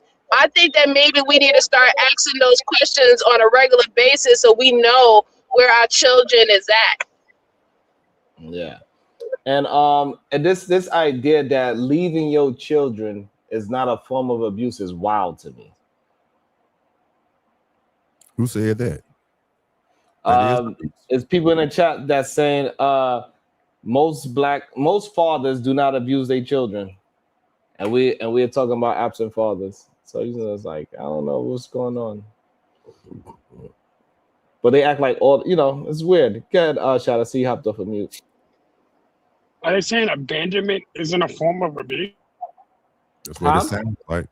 And I totally disagree. He was asking the question that they're saying, are they saying abandonment is not part of abuse? Is it on that particular spectrum? And I agree, it is part. It's definitely on that spectrum. It's definitely part of abuse, being abandoned by a particular parent. Most definitely. That was your question, Shadow? Because I didn't hear it. Okay, he froze. That was the question, Otis? Yes, it was. Yes. Yeah, I think it absolutely was. Maybe that was MJ trying to get in. Yeah, abandonment is definitely a part of abuse. I don't know what they're smoking, but please stop smoking it. Abandonment is definitely a part of abuse. It's withdrawal. It's withholding something from someone.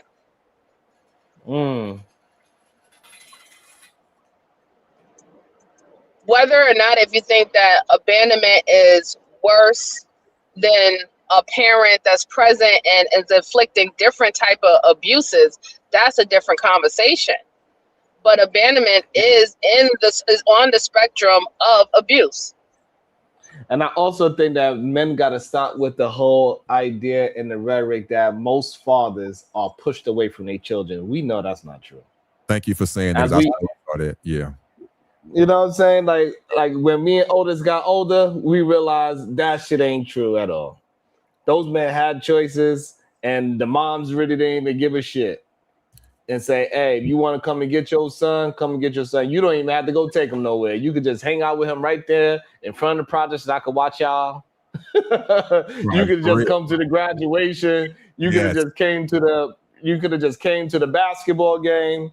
You could have just came to this. Like that's all majority of being a father just showing up, bro. Exactly. Thank you. Now I hate that Well, Coach come on. Bird is going through that, and that might be his true experience. I'm not denying that, but like you said, Sharon, I can be honest. For real, my mother didn't say one bad thing about my father. I had to realize that myself. She didn't have to tell me because he realized it's going to come out. So I'm not going to say nothing. And like you said, he had every opportunity to show up. I never heard my mother say, your father's not here. How come your father not here? I ain't never heard that. Never. Right. Never.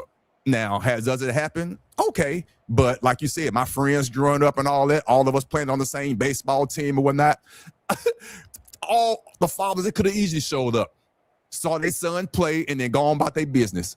Some of them I did see that when they and the father would show up with their girlfriend or whoever they dating with now. You know, so I've seen it. We're not keeping the fathers away.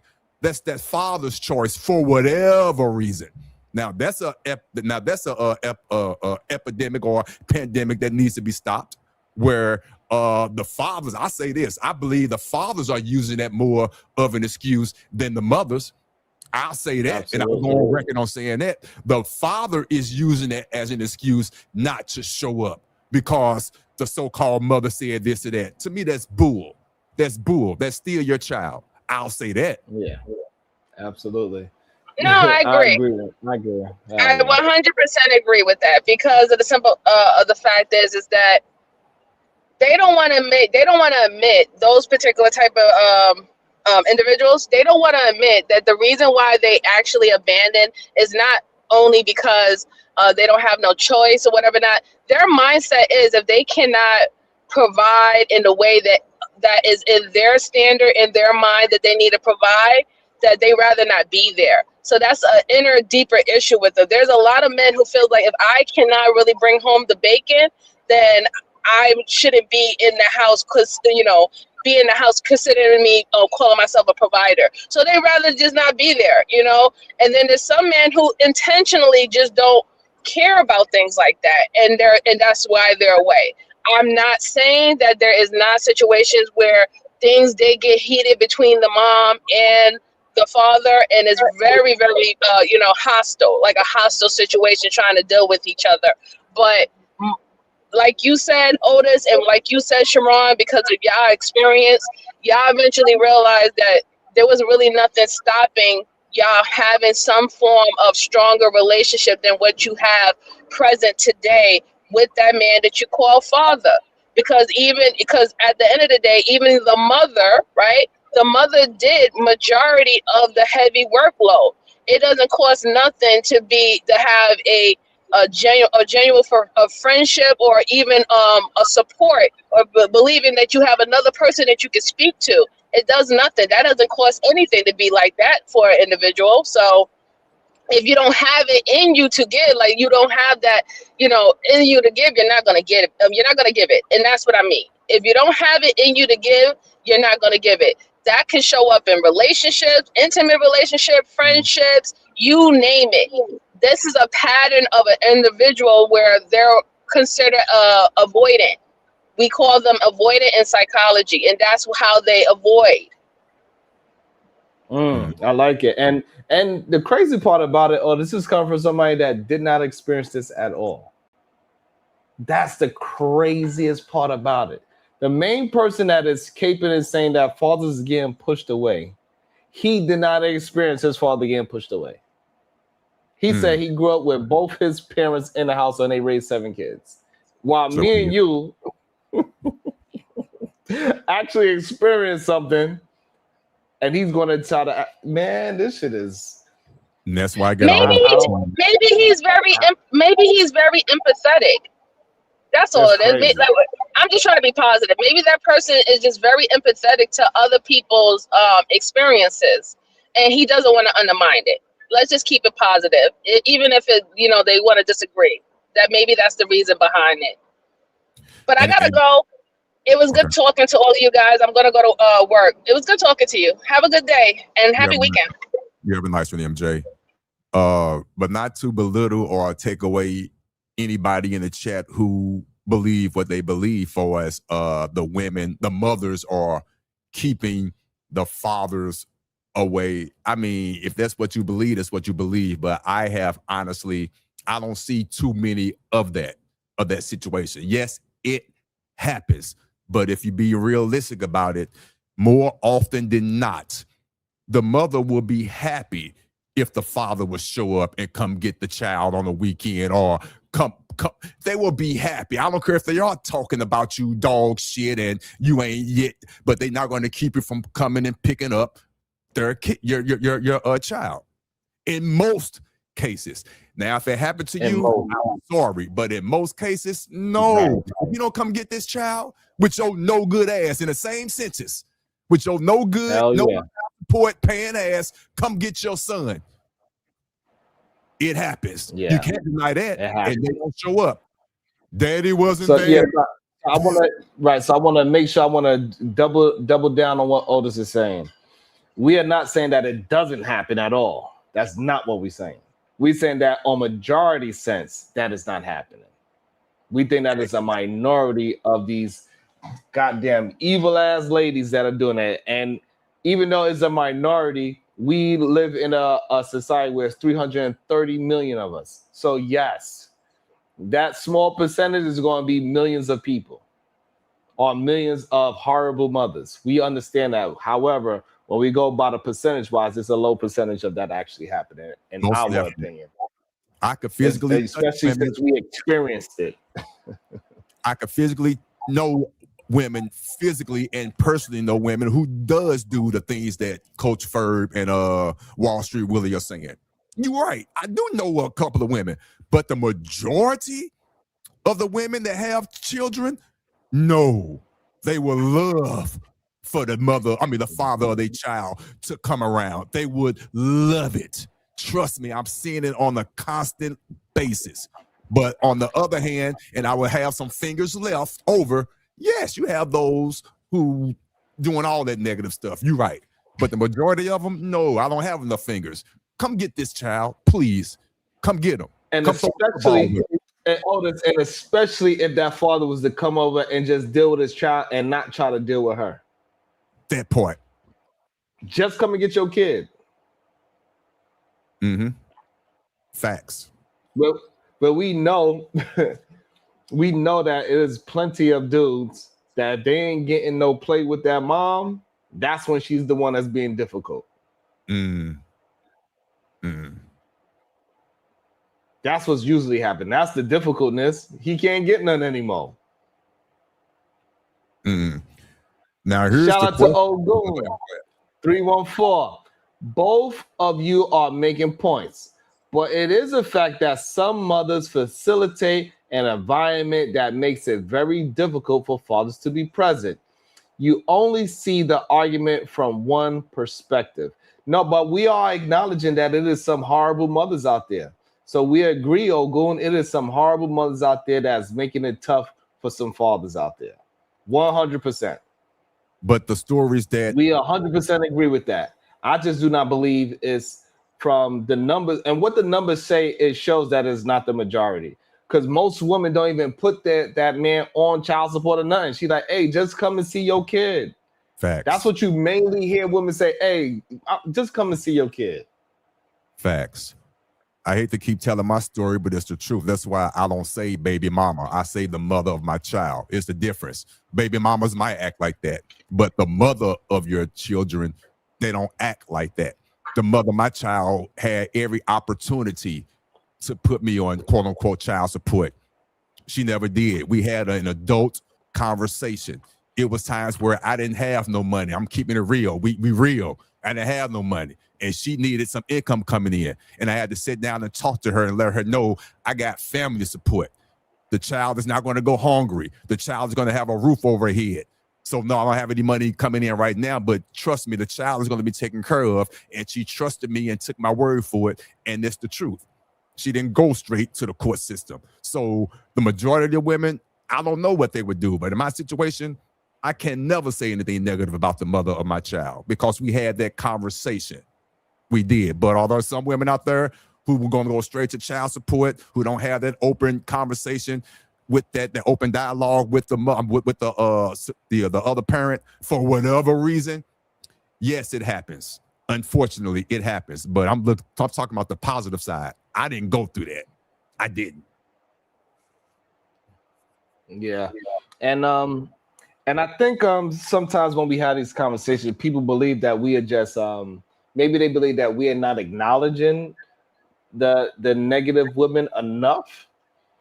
But we are absolutely saying that we agree it is some horrible women that are using children against the father. We are not denying that happened. We are not denying that at all. We know for a fact that it happens. However, but what the stat says and what we actually live through is saying that majority of women are not doing that. Majority of women just want you to come and get your kid. It's just unfortunate that the negative stories are more on social media, your TikToks, your Instagram, and your YouTube.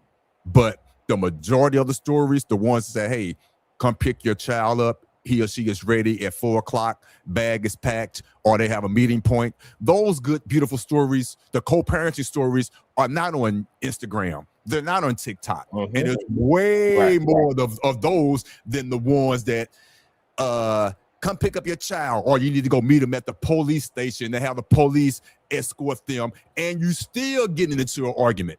I've seen those too. They're all day on TikTok. But that being said, it makes it seem like it's way more often than it really is. TikTok will make it seem like it's 99% of these baby mamas. Otis, you know what the problem is, Otis? They never want to talk about the fact that a lot of children also have the memory of their dad say they come someplace and that man ain't never show up. Wow. You okay? They don't talk about that part. Right. They don't. Like that part just get and that and the crazy part that happened to me. And I don't, you know what I'm saying? Like, so and so for these men to just act as me bringing that up, I guarantee you, I'm not gonna guarantee. We're gonna see how many men say, yeah, that happens way too often. I want to see. I'm still waiting on my daddy to come pick me up to go get my hair cut. Facts. I'm still waiting. I'm still waiting to shed a tear. God forgive me, when my father passed at the age when I was 21 on my way over to Saudi Arabia before it turned into a Desert Storm. I went to the funeral, may he rest in peace. Didn't cry, didn't feel a thing. And that hurt me more than him actually passing. I didn't feel nothing. And I'm looking at him. I'm looking at him. He spit me out. I'm looking at him. So they don't talk about those things. Still waiting on them to come pick me up for a haircut. Mother ain't say not a negative thing. Not one negative thing. I had to find out myself. Those stories don't make sense. Otis, so like two men saying the same exact thing, right? No, I didn't see not one empathy for me and you. Not one. I hear the jokes. He ain't coming, big dog. I know out the mud. I know he ain't coming. How crazy is that they don't have no empathy for us when like we telling them our real story, right? But they have empathy for a man that they do not know. Imaginary father that is being pushed away from his kid. They don't even know this man, this imaginary man that they made up in their mind. They made up this man. I know a number of fathers like that. That's the reason. Like, I can feel empathy for what y'all went through. I don't really understand it, but I get it. I've heard y'all's story from a bunch of people too, but I've also heard the exact opposite. In fact, I know women specifically who are like, F my baby daddy. Doesn't matter if he's paying child support. Doesn't matter if he's trying to come by.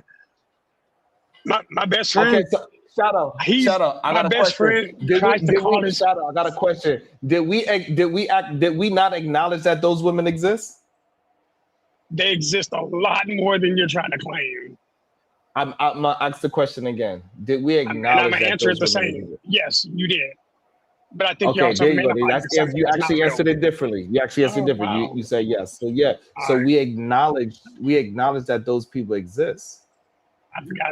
And I forgot what being agreed to that. I even expanded on it and said that we live around 330 million human beings. And with that being said, even though it's a small percentage, that's in the millions of horrible mothers, is what I also said. You also said we didn't empathize with y'all, which isn't fair. I think I do empathize with y'all. I didn't. You I broke up. honestly think kids. You break. I honestly think. Oh, can you hear me? No. Try it Can you again. hear me now? Test. Possibly. Passable. Possibly. Test one more time. Yeah, I heard those two words. Yes. You heard one more time? You good? Go ahead. Go. Not You clear. good? You now. You sound clear now. You sound clear now. Okay. I feel sad for people who didn't have, like, hell, I had two different sets of fathers around. I had my birth family and my adopted family. So I appreciate, like, mom, dad, never lost track of either one. So, like, I love that experience. It's a great experience for me. It's why sometimes it's hard for me to see when people are like, yeah, mine just completely disappeared. I don't really understand how anybody can do that, male or female. Like, I've seen moms walk off on their kids. I've seen dads walk off on their kids. I guess I don't understand that. So what you're saying is, and I don't want to put words in your mouth, you're saying you agree with what Sharon and I are saying. You just disagree with the number of times or how often that is happening. Right. I agree with what y'all are saying completely. I just agree with this. I disagree with the scope. I think a lot of times when we start talking about conversations like this, we'll minimize what's actually going on one side or the other while maximizing the other. And see, and that's where we differ. I feel that's happening way more than you give it credit for, and that's all I'm saying. But I understand what you're saying, and I'm glad you had the relationship you had with your parents and your adopted parents. That's beautiful. It is. I'm not even trying to crack a joke on that, but I just don't see those numbers as high as you think they are. I honestly see more individuals again saying that the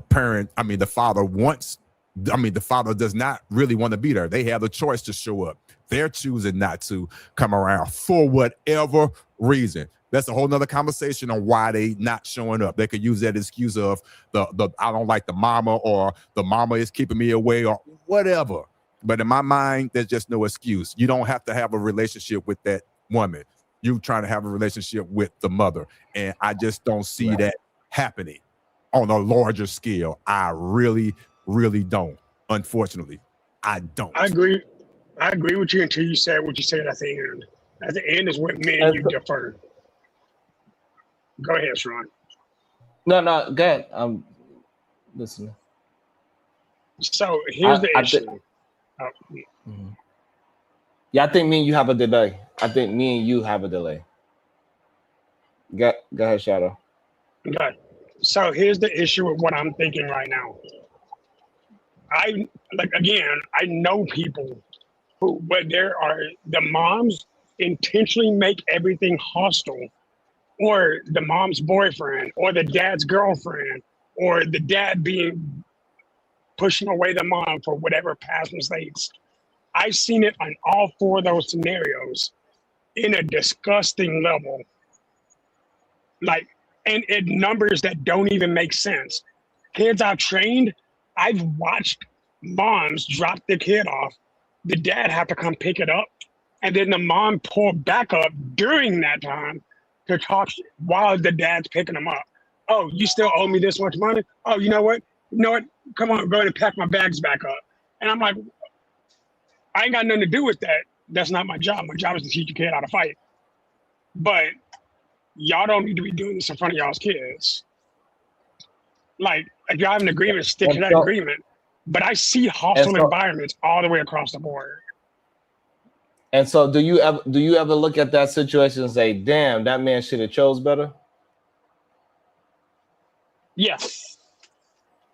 Because majority of people in the chat do not think that man should have chose better. They just see an awful mom. No, he should have chose better. He should have chose better, or she should have chose better. Like, yes, that choosing better works both ways.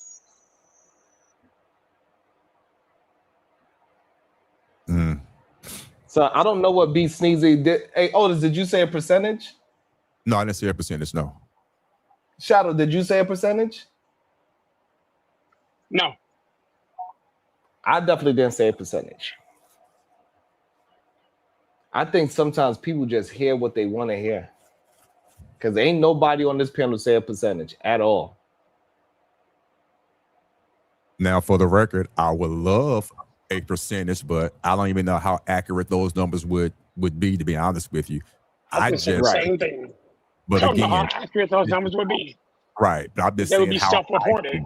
Right, exactly. Yes, correct. But how I feel, and we all based it on things are based off our experience. Shadow, that's your experience.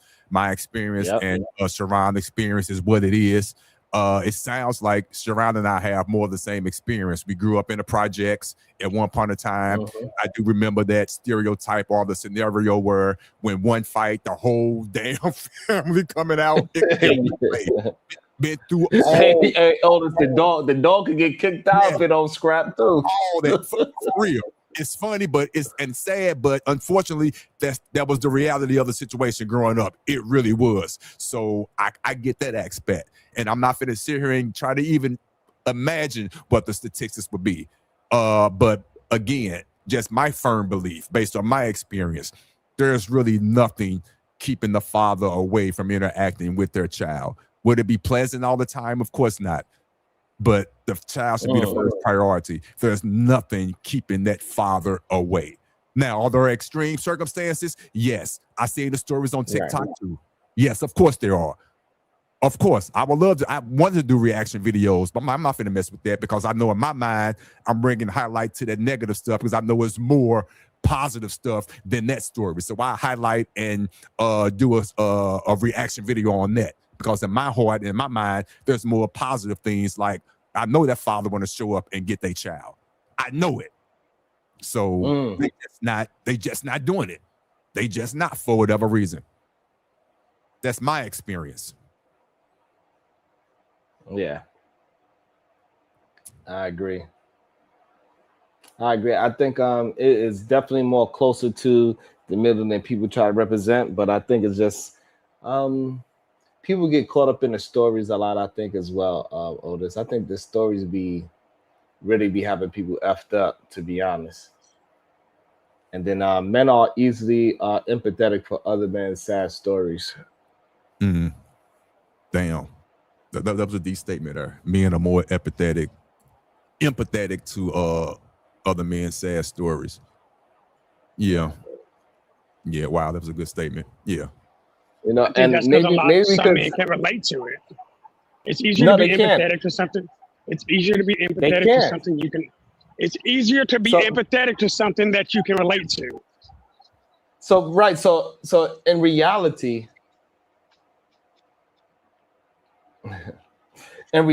me and Otis should be empathetic towards Blueface. We came from the same environment, damn near identical, which is wild when you really think about it. But y'all can understand his situation. Right, but no, the issue is that we actually understand it instead of being empathetic to it. We understand it. Other men that don't even live the trauma that possibly can happen from being from the project, they have empathy for somebody that they don't even understand it. Like it's men that said they come from a 2-parent household that said they are more empathetic to the situation than me and Otis, and we lived it. And we tell them it doesn't go that way, and they'd rather believe a fictional dad that got pushed away than 2 men telling like, no, that's not how it went. And not only that, it didn't happen with us. Because this man that majority of the men are talking about in the chat is saying that it got pushed away doesn't exist to them. They don't know that person. It's imaginary. How can you say that so affirmatively? That's the wild part. Like, Sean, you don't understand why I people don't keep looking understand at you maybe sideways. if you listen The to way you just what I'm said what saying, you said. if you listen to what I'm saying, you will understand it. Let's try it And again. I'm confused how you don't. I'm confused how you don't understand. Those Repeat it. men that are saying it, those men that are saying it, they are talking about a fictional man that they do not know, they do not experience those human beings at all. They come from good backgrounds. Majority of them that are saying it, they had a 2-parent household. Me and Otis got friends that got the same experience as us as well. Me and Otis we got friends that knew that their father lived 2 blocks down, and somehow he still couldn't come around. Literally would see him just passing by, like how we seen with Blueface, how Blueface was just walking down the street and Blueface dad just hopped out and did a delivery. We literally seen that happen in real time. Like, oh shit, there go your dad. Damn, you just brought back a flashback. You ain't lying, man. Ooh, you ain't lying.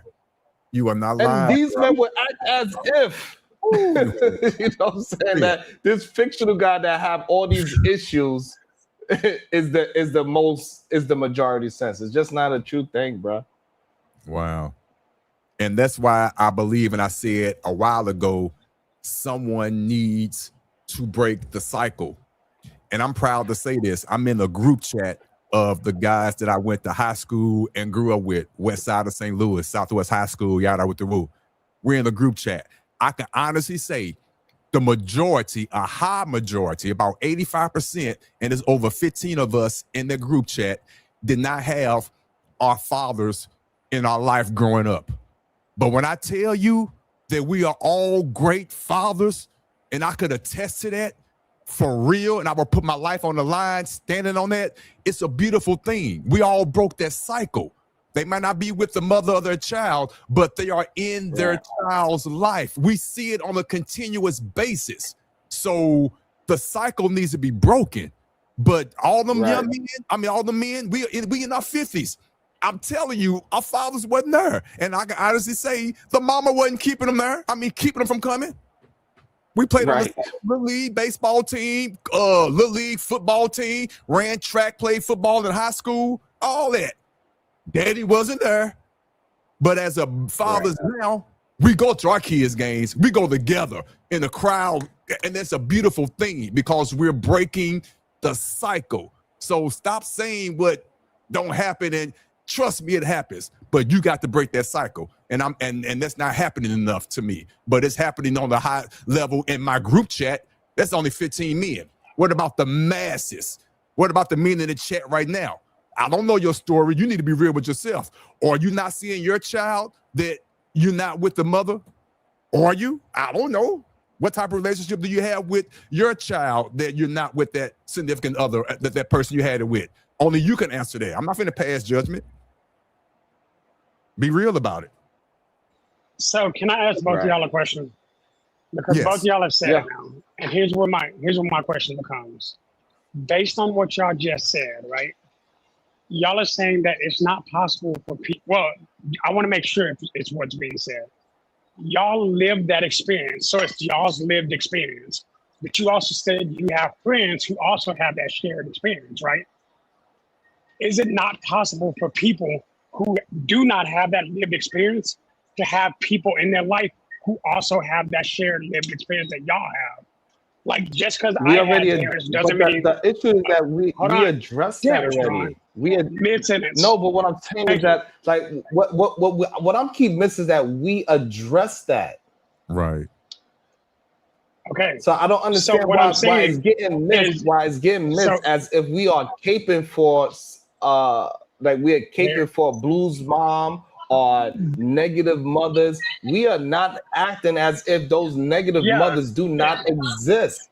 And we're not even acting like they don't exist in the millions of mothers that are out there. We acknowledge that. Otis even said he said it, I know women like that personally. So we acknowledged those negative females, those negative women, those negative mothers. I don't know how Sean, else I'm we not talking can about negative say women. that. I'm not. You're not. Had you let me finish my fucking sentence, you probably would have known what I was saying, bro. That's not even what I was getting at. You made a clear statement a minute ago, and it was people who we lived that experience, and there are people who can emphasize was this person who had 2-parent households. Great, Sharon. Now what I actually said, maybe this will help. So how come they can't know people who actually lived through it and they experience that with those people? So they can't actually empathize with those people and you and Blueface because they know people who went through it. That was my question.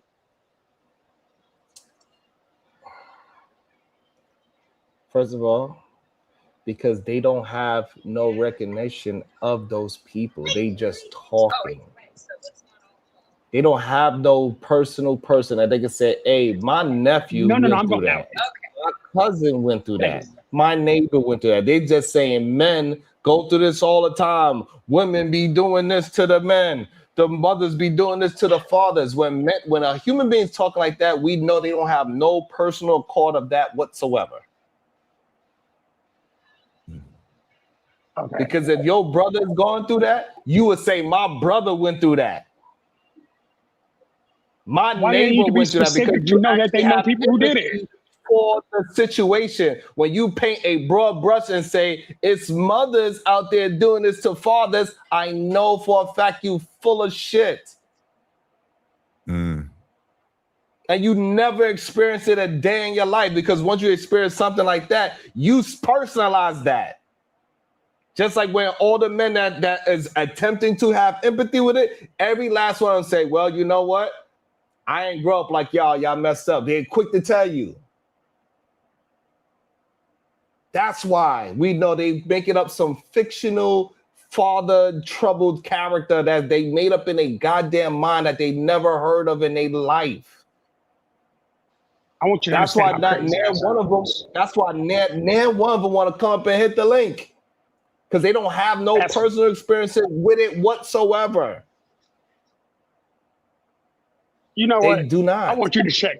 Everybody who actually has experience, who didn't experience it themselves, y'all need to come up here and check them. Shadow, if you notice, every time I'm peeping game, I'm not to put his secret out, but I know his method. Every time Sharon see a comment in the chat that is outrageous, he put the link. It's common sense. It's never hit. I know what he's doing. He dropped the link about 100. Let me be realistic. He dropped the link about 10 times. Every time he reads something in the chat, I don't watch it. And they right, and they not hitting it like me. He dropped the link. I hit it because I have something to say, and I'm going to stand on it. They not hitting the link. They rather just keep talking their mess, talking ideologies, whatever, and they can't articulate themselves. So come up here, at least try to substantiate what they're trying to say. At least try. You don't have to be perfect, but at least try. I know I've been in the chat talking my mess, but I'll at least try to come up here and substantiate what I'm trying to say. So hit the link. Hit the link. Which they not. But let me say this.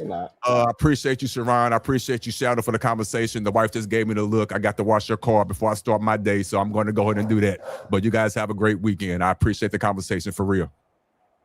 Salute.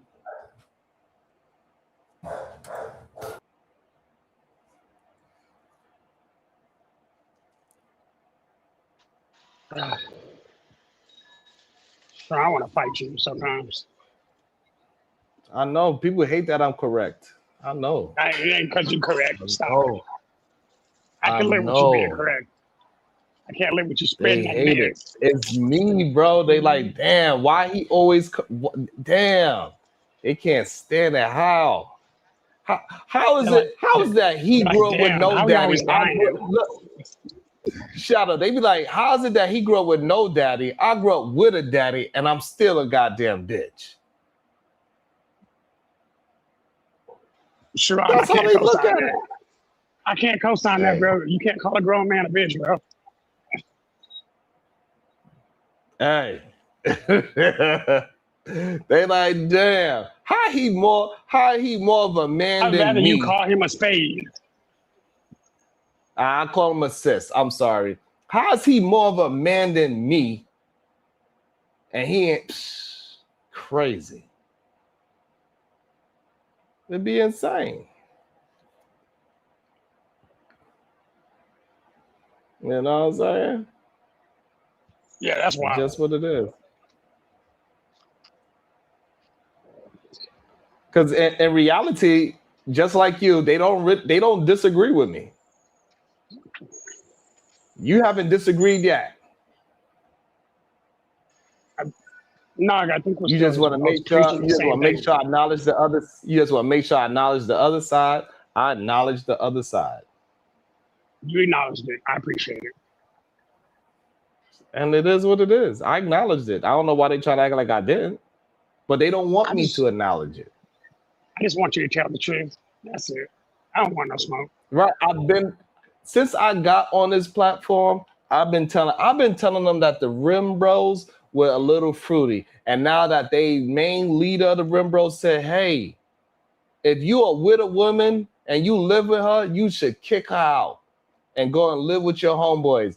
If you want to have sex with your woman, So no. loud. You want to hang out with your woman, no.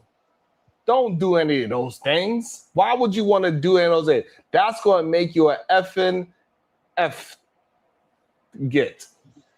Yeah, Right? That's what he said. I can't believe you said that. That's just crazy. And they got the nerve to challenge me? Wait, what are you getting? That should be crazy. Oh, narrative and dialogues. That's what narratives and dialogues. Don't make me pull up the video, narratives and dialogues. That's what the man said, narratives. You know, hashtag SNL, narratives and dialogues by now. You should know. I don't lie. Hashtag SNL, Sharon never lies. I don't know why I gotta keep proving it to y'all. Why? By now, y'all should just know.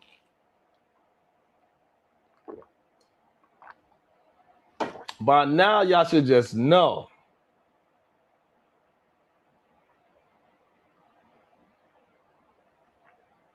This shit was crazy, narratives. I couldn't believe my ears neither, though, narratives. This shit was wild. I don't know who Coach Ferg is talking about. He said victim blamers are always being the victim. I don't know who's the victims here, and I don't know who is victim blaming, and others poor decisions and choices. I don't know. Because if that father has a girlfriend or ex-girlfriend or his baby mother that is forcing him and making his life difficult, then he should have chose better. So I don't know why y'all try to make excuses and say it's the woman's fault. He should have chose better, according to that rhetoric. However, they don't want to never admit it.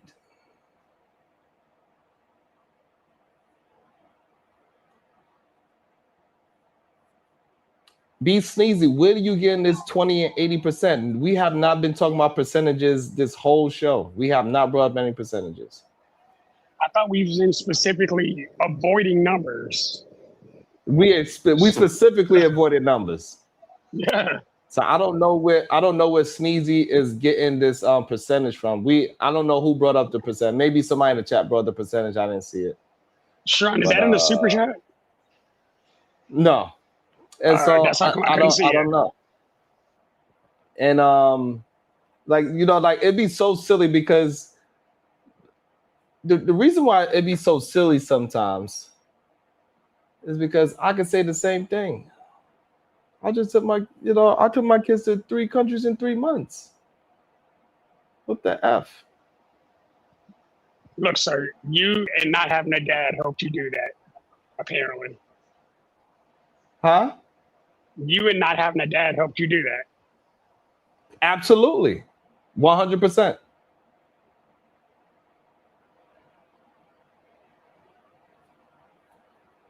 I agree. Congratulations.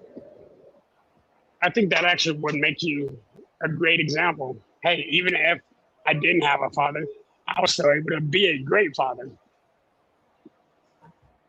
Right. See, you were finna say some crazy stuff, and I already agree. Right, no, I said right. But look at all that expression. You got people talking in chats and not super chats. I don't know what they're saying.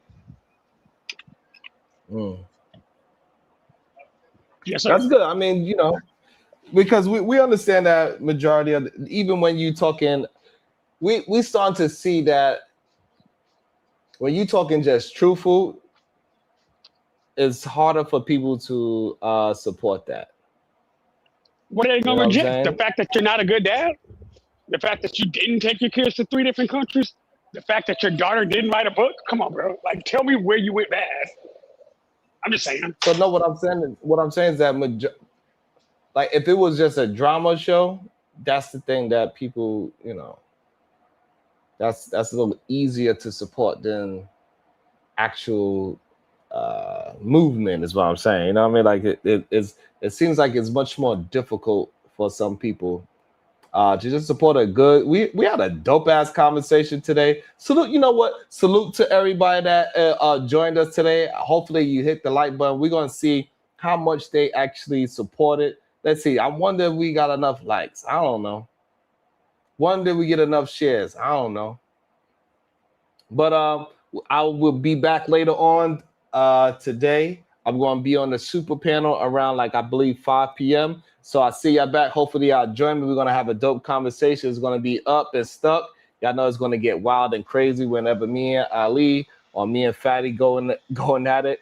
We always turn it up. So we're going to do that later on today around 5 p.m. I'm going to see y'all later. Hopefully you'll be here. Make sure y'all hit that like. Make sure you hit the share. Leave some comments and hit the super chat. Support your boy whenever you can. It is Friday, so I know y'all got 99 cents, but it is all good. I will see y'all back at 5 p.m. We are going to turn it up.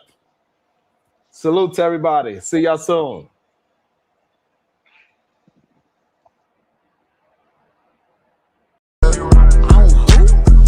Nothing wrong with being.